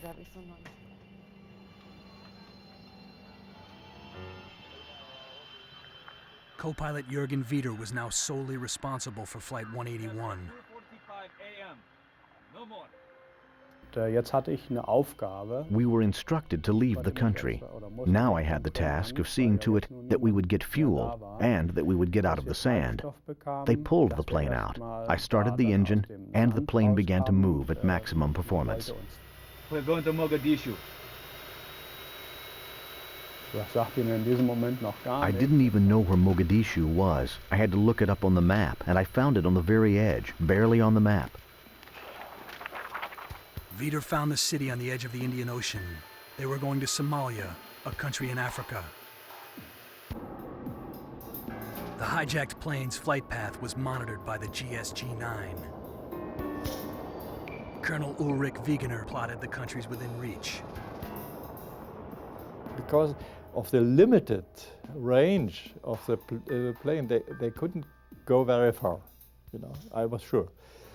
There were only two possibilities where they could go. That means Libya, because of the terrorist connections, and Somalia. It was bad news from a diplomatic standpoint. Both Libya and Somalia were engaged in brutal armed conflicts. Without proper clearance, the GSG-9 could be shot out of the sky.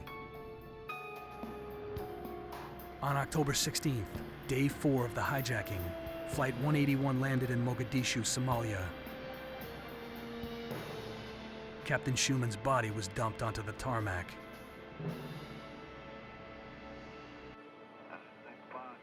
Mogadishu Tower advised the GSG-9 of the tragic development. Aber wesentlich später kam dann die Information. Later came word that the captain of the hijacked plane had been executed. A political solution was no longer an option. The terrorists had crossed the line. As the GSG-9 flew towards Mogadishu, they revised their assault plan. If the terrorists were willing to kill one hostage, they would clearly kill them all. Negotiations were over. It was time to take action. On October 16, 1977, Palestinian terrorists forced a German passenger jet to land in Mogadishu, Somalia. Their leader, Mahmoud, had executed the pilot.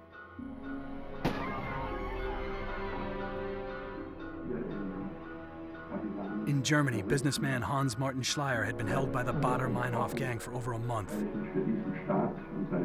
Now, a second deadline was issued. Unless authorities agreed to release 13 convicted terrorists, Schleyer would be killed and the plane blown up at 3 p.m. the next day. Germany's elite anti-terrorist unit, the GSG-9, was the hostages' only hope. The chase plane circled Mogadishu airport. They could see the Lufthansa jet on the tarmac. Joachim Hummer would take point in the assault. We ran through everything, all the different scenarios, including the things that might go wrong and how we might go about solving them. Although they had permission to land, SAS Commando Barry Davies knew it was a risky maneuver. It was quite frightening actually, because there was a war going on and everybody had to sort of scan the skies for fighters. The GSG-9 pilot made his final approach into Mogadishu. He banked hard left to avoid the hijacked plane's sightlines. What could we expect? Would we make it to the airport, or would we crash into the water? We turned off all the lights on the aircraft when we started our approach, and of course looked to see where we were. It was a full moon, and it seemed we could almost reach out and touch the water. That's how low we were flying. The GSG-9 aircraft landed short. They used only half the runway so the hijackers wouldn't spot them. The pilot of the 707 plane we were in brought the aircraft down into Mogadishu, literally at rooftop level. It was a fantastic piece of flying. Hans-Jürgen Wisniewski, the German Minister of State, had already arrived in Somalia. He needed to convince the government to allow the GSG-9 to enter the country. As I landed in Mogadishu, the situation was very tense. I was the only one allowed to leave the plane. Then I had to work to establish trust with the Somalis. Wisniewski would have to work fast. Mahmoud was preparing to make good on his deadly promise. Wir wurden also Hände auf den Rücken gefesselt. We were tied up. We were put in our seats and the seat belts were fastened, so there was no way we could stand up or free ourselves. Und dann wurde an die Trennwand zwischen Economy Class, also vor Augen aller Passagiere. The duty-free alcohol in first class was uncorked and poured over us with the remark that we would burn better.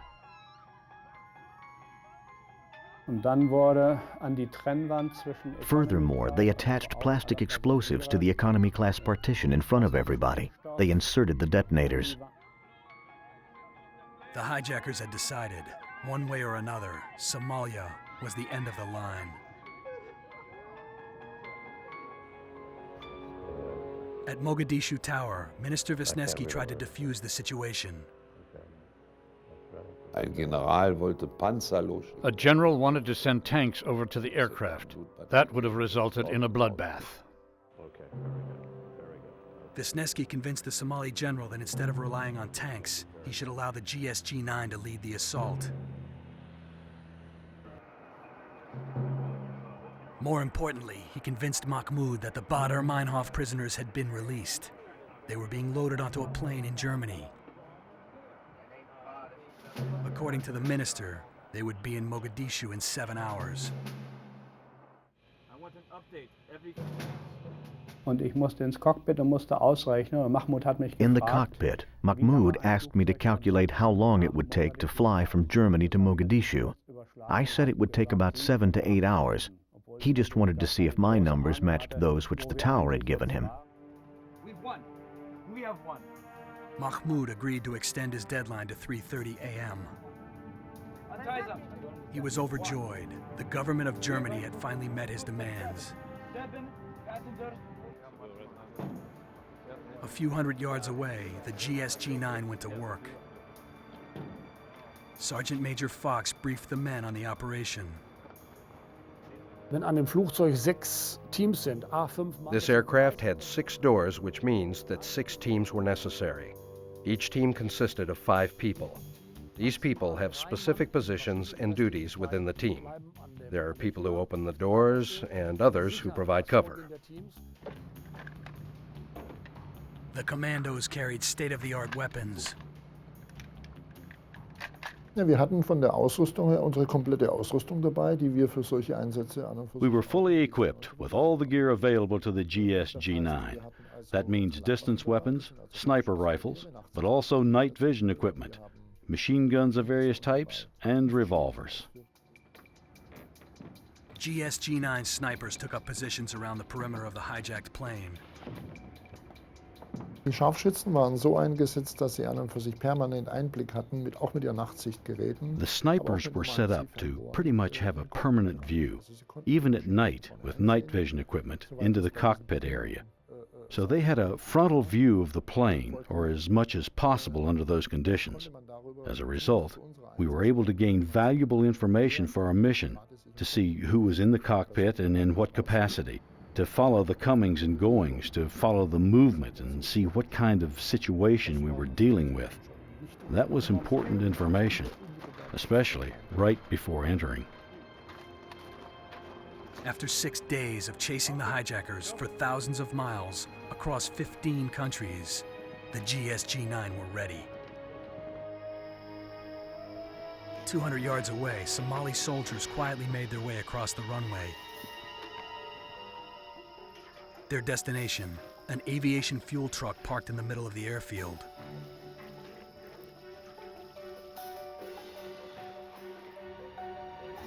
Minister Wisniewski kept Mahmoud busy on the radio. The commandos approached the aircraft from the rear. They carefully avoided the cockpit's sight lines. We got all the time information from the recon teams, and nothing changed. The whole situation at the aircraft was very calm. The shades were down on the windows. The doors were closed.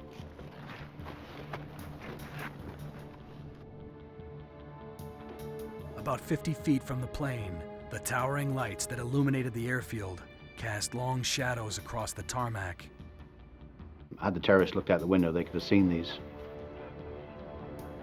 As the commandos approached, Minister Wisniewski continued discussions with Mahmoud.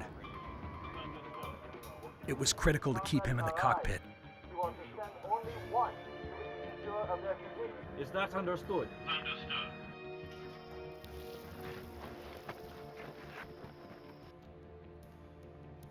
As the assault team reached the aircraft, the commandos assumed their positions. You have to take your positions silently, which is very difficult because there are many positions that need to be occupied. The element of surprise is essential. Padded ladders ensured stealth as the commandos scaled the wings of the plane. The slightest noise would alert the terrorists.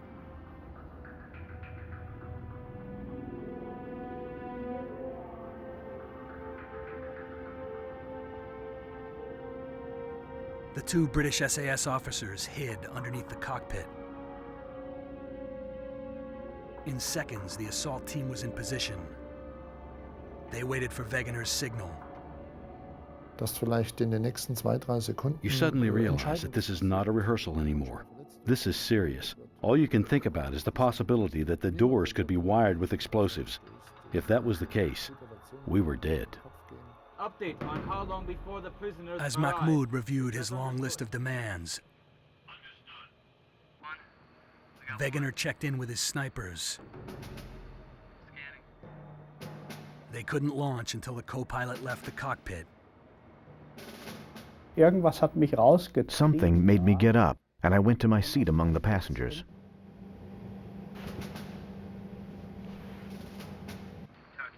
The sniper team gave Wegener the all clear. They were ready to go. 3, 2,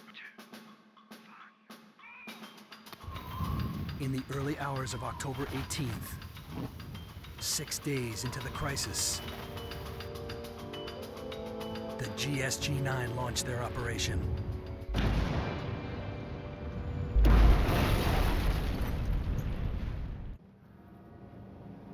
Six days had passed since Palestinian hijackers took over a Lufthansa jet.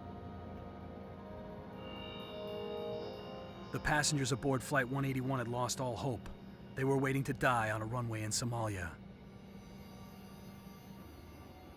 On October 18th, 1977, Germany's Special Forces, the GSG-9, took up positions outside the aircraft. An assault on the plane would jeopardize the life of kidnapped businessman Hans Martin Schleyer. But with 86 innocent lives at stake, the GSG-9 had no choice. The plane was finally on the ground. They had to attack now. British SAS Commando Barry Davies awaited Colonel Wegener's signal. It was 3 a.m. They would beat Mahmoud's deadline by 30 minutes. And at the appropriate moment, he gave the command to go. Go! The Somalis lit the fire. At the end of the runway, about 300 meters away, huge fireball.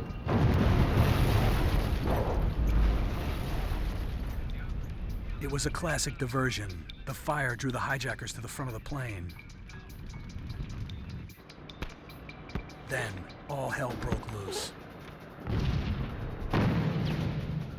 Straight away, I flew the stun grenades, which shattered around the aircraft, vibrating the aircraft and putting a lot of light. I turned around instantly and I saw the door. The guy was just dropping away. He pulled the handle, turned it, and he just pulled away. The commandos entered the aircraft from the front and rear doors.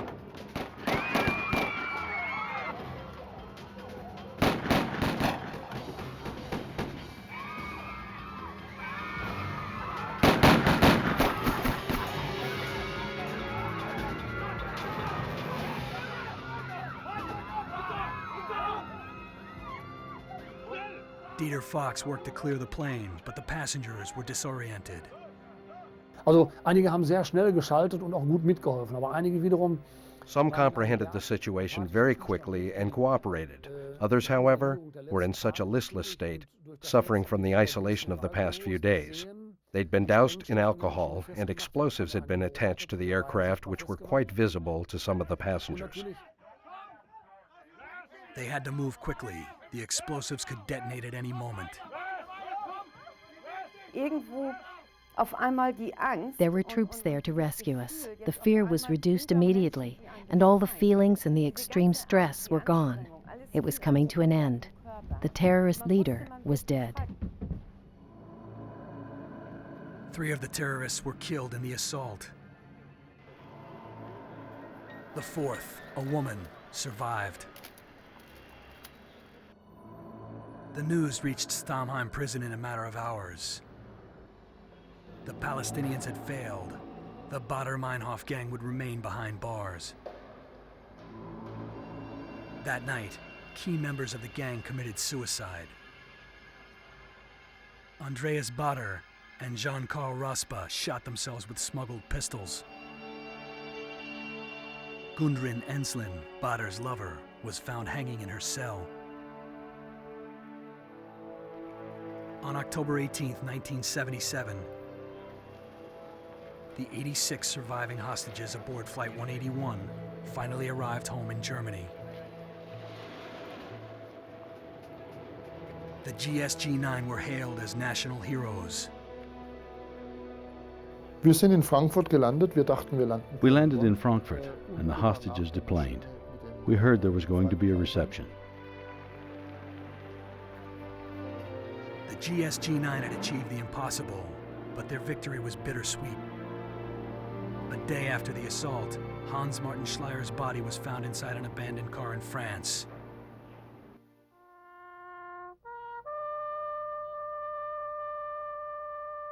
He had been shot 3 times in the head.